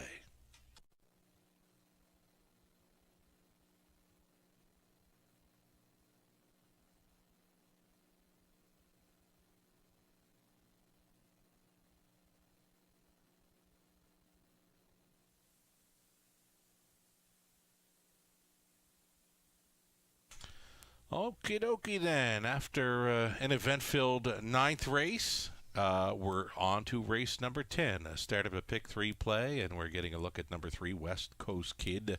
Ryan DeRoche, he's been doing okay here in recent drives over London. A winner last night with the Ladies from Hell. Bang up third place second with Come On Barney in race 9 at 99-1. And here he is with West Coast Kid. He had some traffic issues last time out, Robert. Yeah, my top selection last time, and I was keenly watching him. Was actually alive in the pick 5 ticket on that occasion, which was paying pretty well. And Tuukka Rask came first over, cleared past the leader who got leg weary and stopped in front of this one. So he really didn't have much of a chance to get out and put his best foot forward. And I love the way that he still finished on well to finish third. And I think that tonight might be a different story. And I don't really, get the price discrepancy. I know on paper it looks like, Tuukka Rask, raced much better than West Coast Kid, but I don't know if that was reality though, because I think West Coast Kid would have had a much better finish if he didn't get stuck in behind a tiring leader. Tuukka Rask, had that big advantage of going first over and clearing past that one. So 7-1 on West Coast Kid right now. Sugar, sign me up. The horse that caught my eye in that last race was your top pick. West Coast Kid did finish up much better than anything in that race. 8-1 right now is definitely the best price, the best value play in this race. West Coast Kid, and as mentioned, Ryan Duras certainly doing good things here in London in recent starts. He gets a great shot aboard West Coast Kid for trainer Dolores Bastalone. Another one you've got pegged here. Overbet in my mind, maybe yours too. Number 1, Tuukka Rask. Yeah, definitely overbet. Thought it was a decent effort last time. I mean, he got the job done. He won. And you go back to that start 2 back, made a break in stride, still stayed on well to finish 5th in an added distance race. I just think that, a horse gets really brave when they get alongside one and put that one away. You were driving me nuts last time, tired pretty badly on the lead. This one was the benefactor. And, I'm not so sure if that one doesn't just kind of stop and let go on the engine, does this one win so easily? So, I just think that 3-5 right now, real underlay on Tuukka Rask. Take nothing away from him. I think he's raced well in each of his last two. Yep. Got the job done last time. I just can't get there at this price. Right on. He was a favorite last time out, though a lukewarm favorite at that. He did return $6.90 to win. It wasn't like he was paying $3.20 in there, and he didn't have a big closing kick. Sure, he got the third quarter in 28-4 to go on by the leader, but come home in 31 seconds flat. It's not going to win you too many in London. No, I don't think so. And again, the same post to work from tonight. Might go out there and win. But do I think he's any kind of value right now? Definitely not. Alrighty, number 4, Royal Double. He got hooked on the outside last time through some hot fractions of 27-3, 56-4. Now he was bet down as an even money favorite. Likely looking for a helmet to follow tonight would be the 4, Royal Double. I would think so. And the thing that's interesting about Royal Double for me is first time in a condition claimer. I usually like it if they're maybe racing in a bit of a tougher spot. The non-winners of 5,000 life. But, it's still a drop that I will always take a look at because racing against condition claimers is typically going to be an easier spot. And Royal Double last time got bet down to even money, got a tough trip. It's a great opportunity if you liked him in that effort to take back some value on him at 9-2. Tuukka Rask now floating up at 9-5, which is certainly bringing down the price of both West Coast Kid and Royal Double. But again, if you were on this one at even money, I think you almost have to go back to a 4-1. Right on. One more to think about in here. It's the outside chance for 7, Melody Maker. That's a big trip over Flamborough. Looks like it went first up for a ways there, a quick third quarter, and even pretty good on the end to just miss in 56-4. A trip like that could win this race. Melody Maker on the outside. I think so too. I thought it was an impressive trip, but post 7's sometimes hard for me to get to. That's why I put this one in the 4th spot. A lot of people agreeing with you right now, Sugar. Though 7-5, late money pouring in. That is getting pounded on the end, right? Because she was just 7-2. Yeah, just 7-2, and then in one click went down to 7-5. Late money came in on 7, Melody Maker. We'll find out soon. The starter has called for the horses. Race 10. Tuukka Rask on the rail, then Lil Memories, West Coast Kid with Royal Double in the center, then One Drink Ago, TJ Silverado, Melody Maker, and one trailer, Coin Flip. Who do you like? Top of the stretch. Off stride before the start. Number 3, West Coast Kid, back down pacing in a hole though. They're off. TJ Silverado and Coulter sending this one forward towards the inside, a Lil Memories. And from the wide post was Melody Maker involved early, bending on through the opening eighth. Lil Memories here, a 14-1 long shot leader. Pocketing up was TJ Silverado, already out and rolling. Melody Maker was third, now into second, and he's going to try to make front here as they roll to the quarter mile, though Nick Stewart appears to be sending. Lil Memories here. Here's the quarter mile action, 29 seconds flat. Nick Stewart said, I don't think so. He has left the 9-5 second choice out there aboard a Lil Memories and parked Melody Maker. And racing at a third, though gapping there, was a TJ Silverado, a move to the outside and for Royal Double. Getting underway for Kelly, then Tuka Rasp is fifth. They're still battling here with a lap to go. Melody Maker committed to go first up forever. Lil Memories back on the inside to grab control. Royal Double out there into third. Fourth and in for TJ Silverado. Fifth and wide, Tuka Rasp. Underway off the back end is West Coast Kid. And then came One Drink Ago, and the trailer's coin flip 58-2 to the half, and it's Lil Memories down the backstretch, second and final time. Ducking and tucking was Melody Maker out there in third and gaining. Royal Double. Tuka Rasp is out there, and from way back, Coin Flip just took fifth. 3/4 up and one, 27-4. Lil Memories has been all in since the start. Royal Double keeps on coming. Tuka Rasp is third and about 3 lengths off the lead. Coin Flip still coming off the back end. Melody Maker just trying to stay on for a check into the stretch, and it's Royal Double. Royal Double, a clear leader now. Lil Memories fought the good fight. Will try to hold second. Royal Double, though, with a bounce-back victory. Kelly on for Goit. Lil Memories second best. Tight for third. It was Tuka Rasp, and Melody Maker was coming back. 158-3.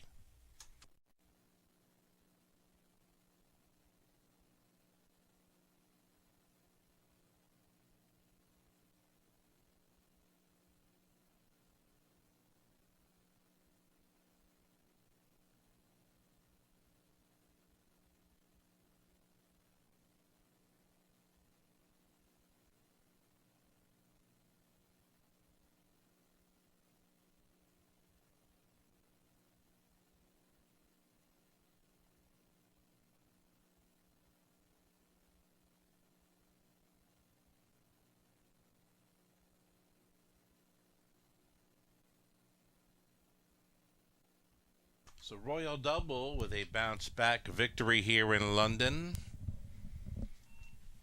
Easy winner here at 9-2. Second best was a long shot. Lil Memories at 14-1.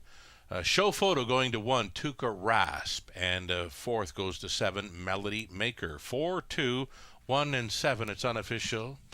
And it's another driving victory for Colin Kelly, who tripled up here last night in the winner's circle multiple times this evening. And here he is with Royal Double, 3-year-old Bay Colt son of Royal Majesty out of Double Ideal by Western Ideal. For the owners, Allison Hepburn and Bruce Goit, Bruce Drains calling on for the victory in 158-3. A second career win for Royal Double.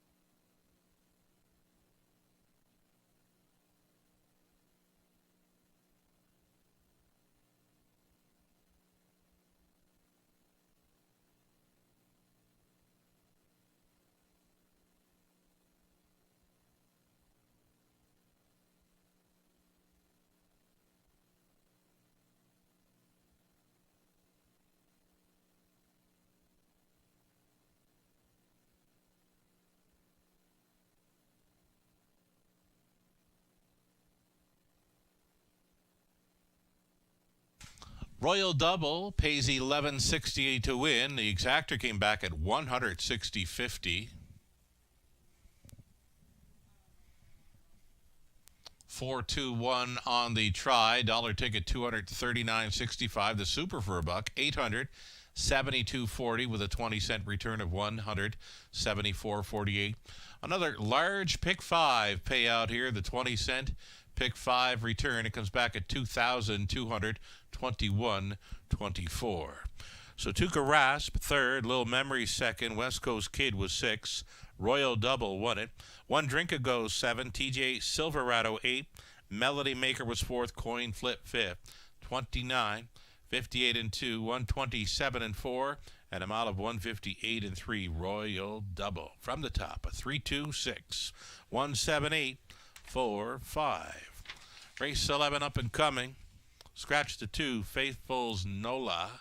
It's a late double exactor try. Super going postward in about 8 minutes.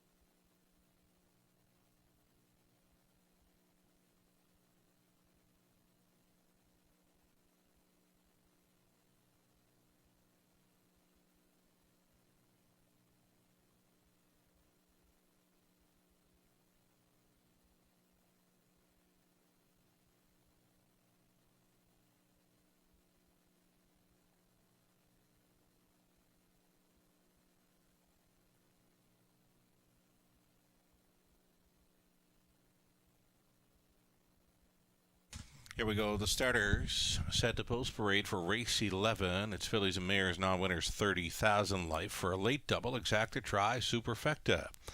A Black Diamond won Colin Kelly. Trying for another victory here for the owner Brad Gray. Trainers Kyle Bossens. 2 has scratched.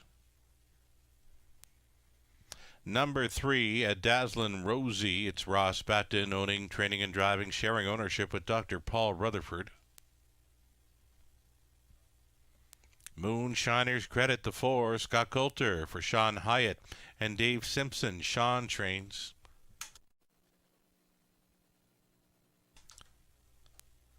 Number 5, Nothing Holding Me Back, Tyler Borth for Gord McDonald. Doug Good, Gord trains. Number 6, it'll be Lydia's Liberty. Garrett Rooney drives for Ron Nobes. Trainers Randy Merich. Diana McIntosh, owning and training number 7, tearing up the credit, Scott Ray.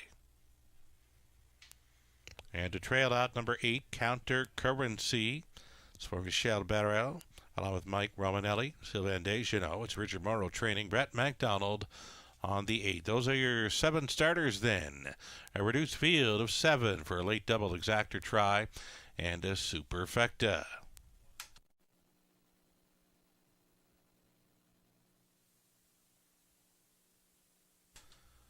Okay, A Black Diamond on the monitors. Even money right now. A top selection for Robert Reed Jr. And this one's all you, Rob. All right, thanks, Sugar. Well, we're here in race 11. It's the start of the late double, your last chance to play a multi-leg wager, or a late double ending in the finale at a distance race. And this one, I did go to number 1, a Black Diamond on top as my top selection in the race. Pole position to work from. Connections I can always bet with confidence. Colin Kelly and Kyle Bossens. Last time I had the trailing post, not really this one's forte, that's for sure. Got away 3rd and sat an inside trip, ended up finishing 2nd to Anchor So Real. Now nose back on the gates, back in the same class as last time, but has that all-important rail to work from. Looks good on the track right now. Going around with Colin Kelly, and you look at this horse's form, and has won 3 of her last 5, and really doesn't do much wrong, does she? She's hit the board in 10 of 12 so far this season, and really established herself as the one to beat. Even money on the board, that's probably the price you're going to get. I can't imagine it being much more than that number. That is for sure.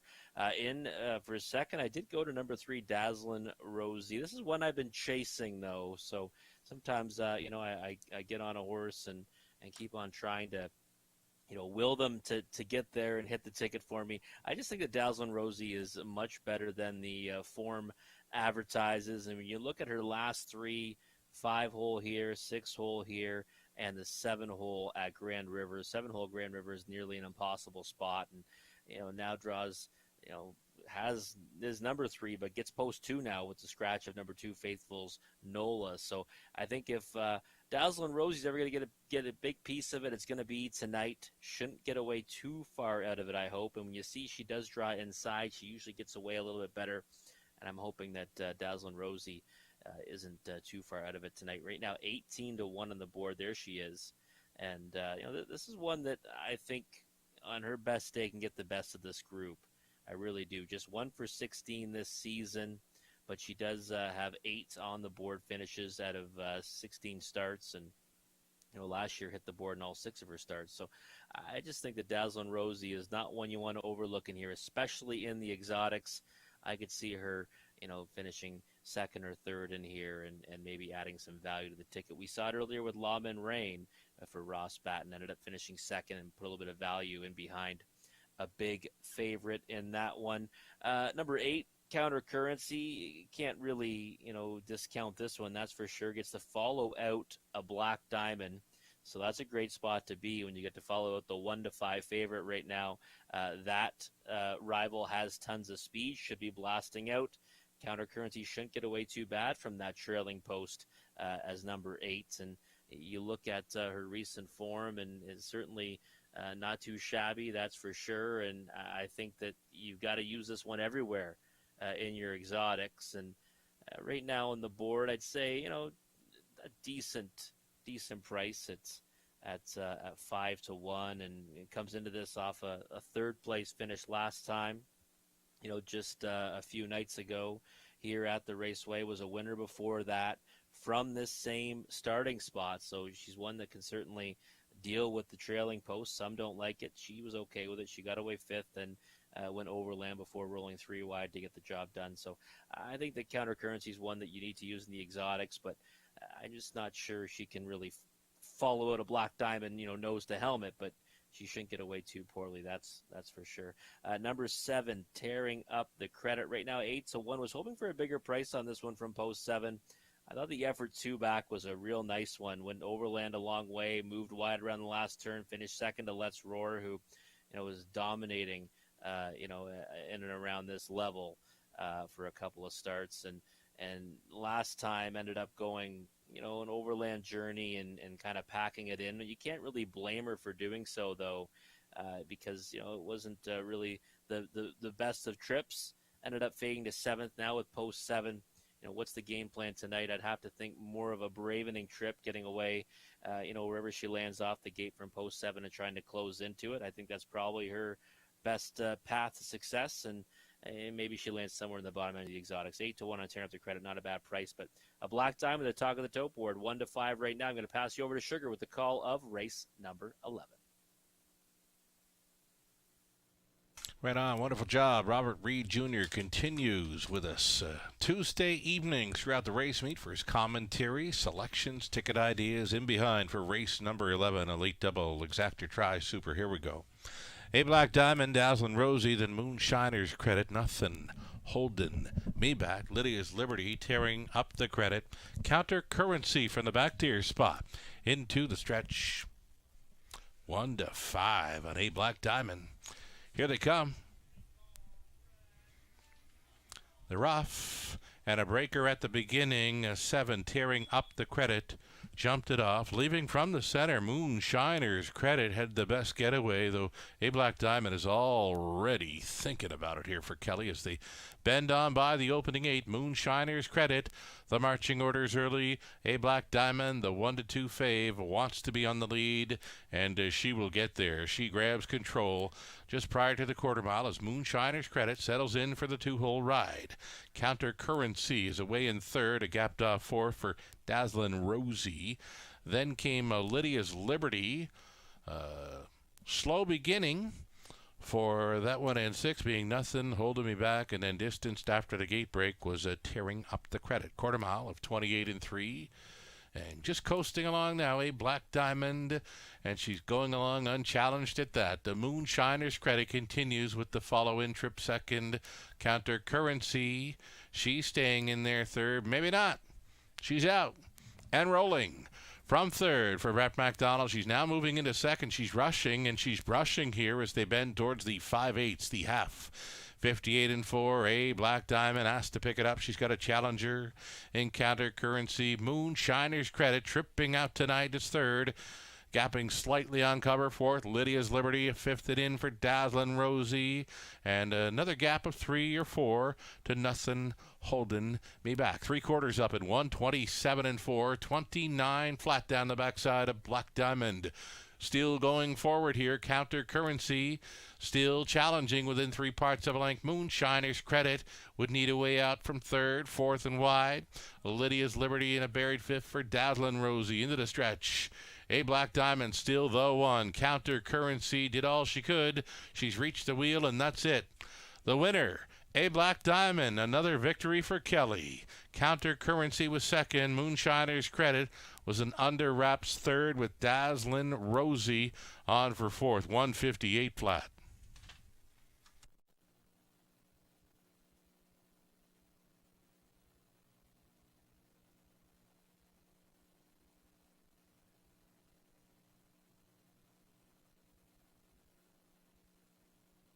Judges' inquiry here. They're going to review the start of race number 11. Holding all tickets till the result becomes official. Again, a judges' inquiry.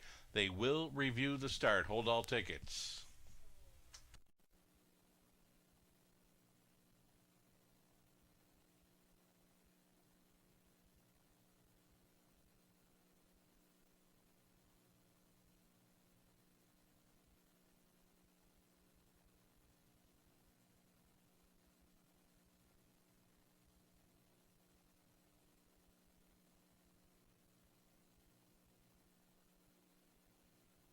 It's the 1A Black Diamond here. Heavy favorite winner at 1 to 2. Over 8. Counter Currency, number 4. Moonshiner's Credit, third.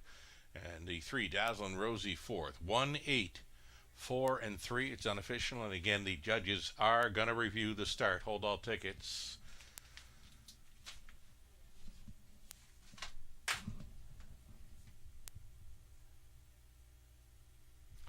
It's back-to-back driving triples for Colin Kelly, scoring 3 on Monday, scoring 3 tonight. A Black Diamond, the 3-year-old round filly by Better Than Cheddar out of Tricky, by Northern Luck, owned by Brad Gray, trained by Kyle Bossens, and again Colin Kelly driving for the triple. Going downtown in London tonight, 158 flat, a Black Diamond. Congratulations.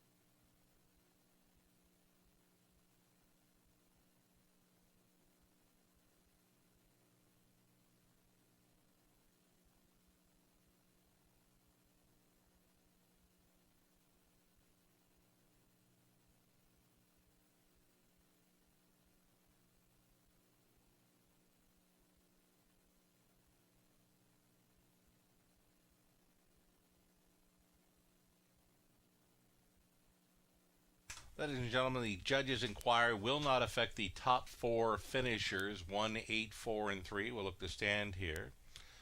There has been a refund of number 6, Lydia's Liberty, for suffering interference prior to the start. Again, the inquiry will not affect the top 4 finishers. However, there has been a refund. Number 6, Lydia's Liberty, suffered interference prior to the start and will be refunded. Those of you that have played Lydia's Liberty in the late pick 4, you would get the post-time favorite being the winner, a Black Diamond at 1 to 2. And it could possibly be a consolation double here. We'll find out.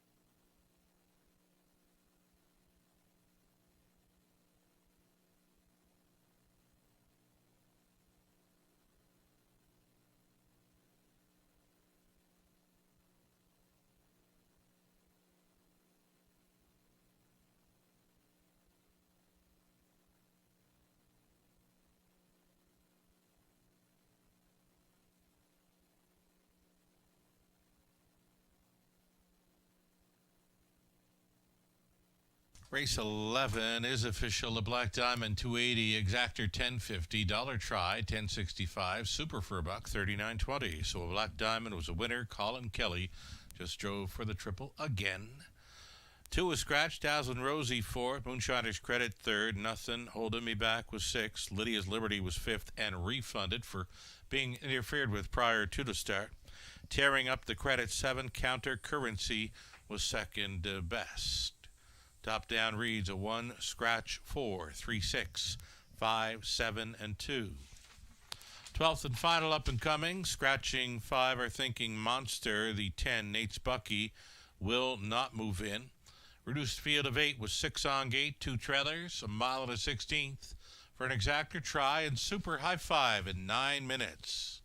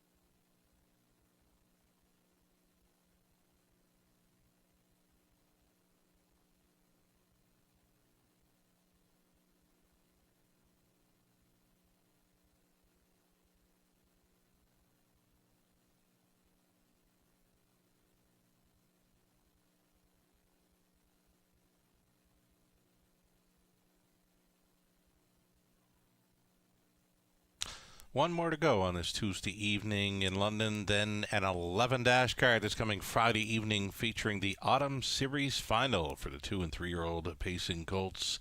Here's a look at the field then for our 12th and final Super High Five added distance race. On cruise control from the rail, Austin Sorey for owner-trainer Cam McQueen. Note to self, Hanover from post 2, it's Jason Ryan. Going on board again for Triple S Equine. Mitch Tierney is the trainer.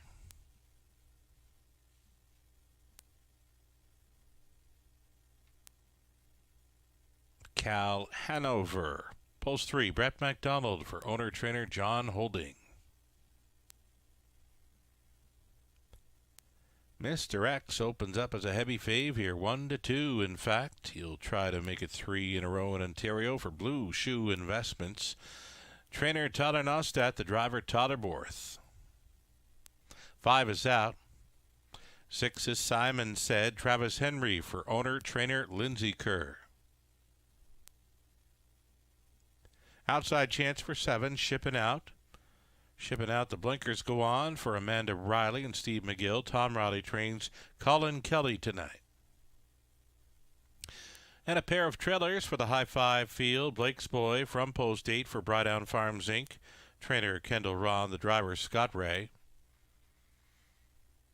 And then 9, Jean Lester for Steve Bestard. Trainer Catherine Cochran. Travis Cullen stays on to drive the 9, Jean Lester. 8 pacers then for race number 12, the Exactor Try and Super High Five play, and they will travel the added distance of 1 mile and 1/16. A little late for the party, but he's showing up. Jean Lester. Travis Cullen staying on. Closed up sharp to finish second best against many of these last time out. Big price right now on Largent Lester, 18-1. That is your field then. 8 pacers for the High Five. Getting a look at a top selection here for Robert Reed Jr. And the horse players getting in behind this one as well. Mr. X likely to be on or near the lead, and doesn't he get brave when he's left alone?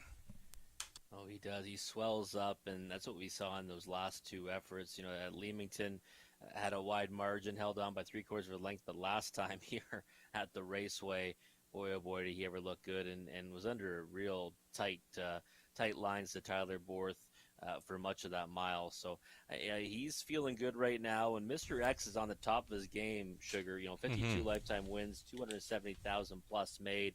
He's tough to get past. Yeah, sharp form right now for trainer Tyler Nostad. Tyler Borth, a fabulous job with Homie Joe in recent starts, and a win tonight with him. So Tyler, for the driving double, could get it done here with Mr. X. And if he gets left alone again, he'll be very tough to get to. For me, if he gets challenged, if he gets a stiff challenge like eyeballed action going up by 3/4, then he may not be as brave. As mentioned, I think he just gets much braver when left alone. So Mr. X here at even money. Another one to think about, off the claim, number 1, On Cruise Control was taken for $7,000 last time out. He bumps up in price for Cam McQueen. Austin Sorey gets the call to drive, and Austin does a fine job when hopping up on one. Yeah, he does. Austin Sorey is someone who I think is really coming to his own over the course of this season. I watched him at Grand River do a fantastic job, and even seen him drive at Mohawk Park and in some pretty big spots, and drive really well. So On Cruise Control is the interesting one for me because Mr. X is going to go to the front. On Cruise Control has early foot, has the pole position, might be able to sit that 2-hole trip behind that one, which, if Mr. X isn't on his game, might end up not being the greatest spot to be, but I think that one will carry him to the lane, and, maybe he's the one that can get the better of the big favorite because On Cruise Control, he's got some form recently that puts some rate in the mix with this group, and it really comes down to if you think he can handle the mile on the 16th, which I think he can. Right on Cruise Control. He's got Plenty of work in him this season. 22 starts coming in, so the mile and a 16 should not be an issue here. Another one to consider, maybe number 6, Simon Said. A third best finish to Mr. X last time out. Does have that gate speed to work with. I went to Simon Said last time, and you remember you kind of mentioned you were disappointed with his efforts two back, his first start off the bench, and I kind of thought maybe he better second start off the bench, and he kind of gave another lukewarm effort. Now, granted, Mr. X ran away from them, so you can't really hold that against Simon Said. Maybe he steps up with a better try, third start off the bench. Number 2, Note to Self, Hanover. A player possibly here, second time for Tierney. Yeah, it gets nose on the gate, which I think is key with this one. Trailing post last time didn't really work out. Ended up wide around the last turn, finished 6th. Nose on the gate, post 7 2 back. Trailing post last time. There's some definite post relief there that might make you want to play him at 10-1. One that caught my eye last time out at the finish was number 9, Larjon Lester. Now, Travis Cullen does a great job with his own, but Travis is another driver. When hopping up on one over the half miles of Flamborough, Grand River, London, you got to give him some consideration no matter what he's on. Yeah, for sure. And, getting aboard this one last time, clearly got the best out of him to finish second. The one thing that's a little bit concerning with Larjon Lester, 0 19 this year, just 2 wins lifetime, right, but does get the trailing post in the mile and the 16th event, which isn't the worst spot to be. So I can get behind using this one in the high 5 and all the bottom end of the ticket. Right on. Here we go then. It's the high 5 finale again. We're coming back on Friday evening. Great job as always, Robert Reed Jr. Pleasure working with you, pal, and best of luck the rest of the week at Woodbine Mohawk Park. All right, thank you. Looking forward to next week, Sugar. Right on. Robert Reed Jr., another fabulous job. He's with us Tuesday evenings throughout the meet. We've got an added distance high 5 finale, picking up speed. And it is go time. They're rough. Cal Hanover with early speed, chased up on the inside on cruise control, and Mr. X is gunning for a spot up close as well. So Mr. X and a little bumpy gated along the inside, though briefly it was on cruise control. He was being checked up by Sori through that opening turn. Mr. X on top. On cruise control is eyeing the outside here, though he's thinking better of it. And Austin puts him back on the pylons here. So Mr. X then on cruise control with Cal Hanover to race from third. And there's our third, 27-2 opening quarter mile tonight. This one courtesy of Mr. X, who's headstrong for Borth. Released here as a 6-5 People's Choice on cruise control. Right on the bit here for Sori. It's Cal Hanover in third, staying in there fourth. Note to Self, Hanover off the back end. Larjon Lester at a big price. And then along the inside, it was Simon Said. Next to last, shipping out the trailer of this one is Blake's Boy. It's a lap to go for Mr. X, still tugging hard on Borth. Half-timed up in 57-1. On cruise control, continues to follow into second. Traveling in third, and still all alone at that was Cal Hanover. Note to Self, Hanover not keeping up in fourth. Fifth and in for Simon Said. Larjon Lester begins to sputter on the outside. Widest of all goes a shipping out. The trailer on the end was Blake's Boy. So Mr. X still brave up front. Mr. X taking them on by 3/4. Hit me. 1:26-3. And now another peek from the pocket from on cruise control. And Sori has roused this one up for a final 8 skirmish with the leader, Mr. X from parts unknown. He's still out there on the lead, though his lead is down to a neck. Here's on cruise control. Up and at him on the outside. Down to these two on cruise control. Mr. X still fighting on cruise control. Mr. X maybe right back on at the finish line there. It's tight. 4 or 1. Then Note to Self, Hanover in a show photo with Cal Hanover. Rounding at a high 5, number 6. Simon Said. Looked like on cruise control was getting there, though Mr. X was coming back. Took the eyeball just fine tonight. A picture for race 12.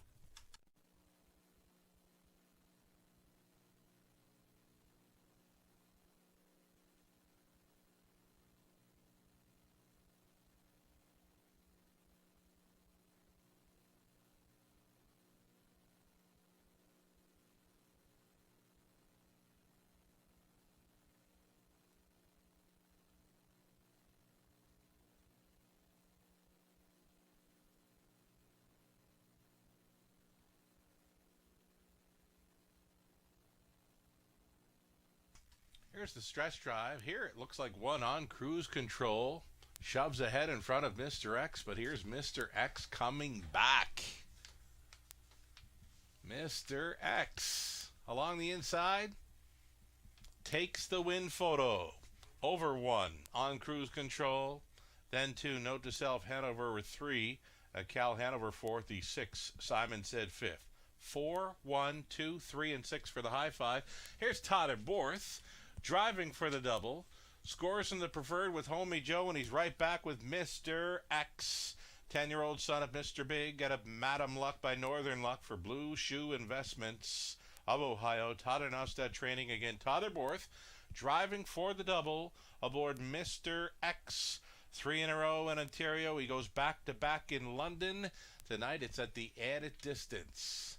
And the mile and a 16 covered 2:03 and 4. Congratulations.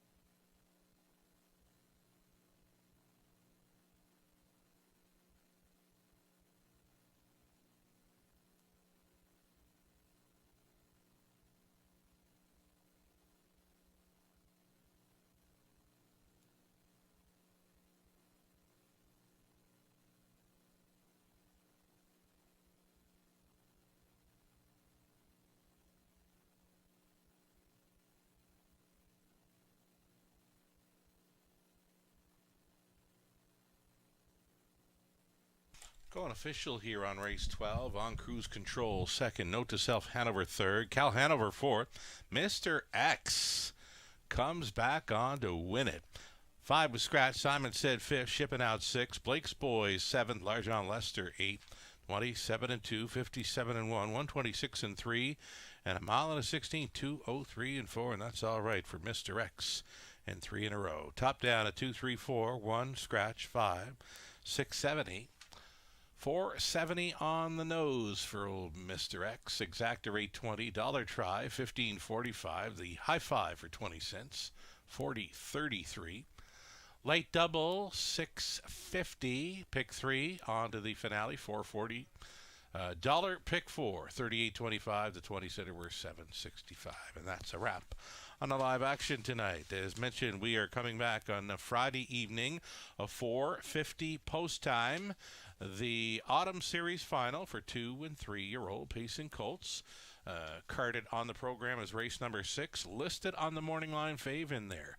Doug McNair. And I had a look at the Woodbine Mohawk Park racing action for the early portion of their card. And McNair not listed till after 8 p.m. there. So it looks like McNair will be with us to drive Hippie John in the Autumn Series final this coming Friday evening. Again, that is carded as race number 6. We'll look forward to a 11 race card there on Friday night at the Raceway. Again, a 4:50 start time. Thanking you all for joining us tonight from the Eye in the London Sky. I'm Sugar Doyle. Have yourself a great week.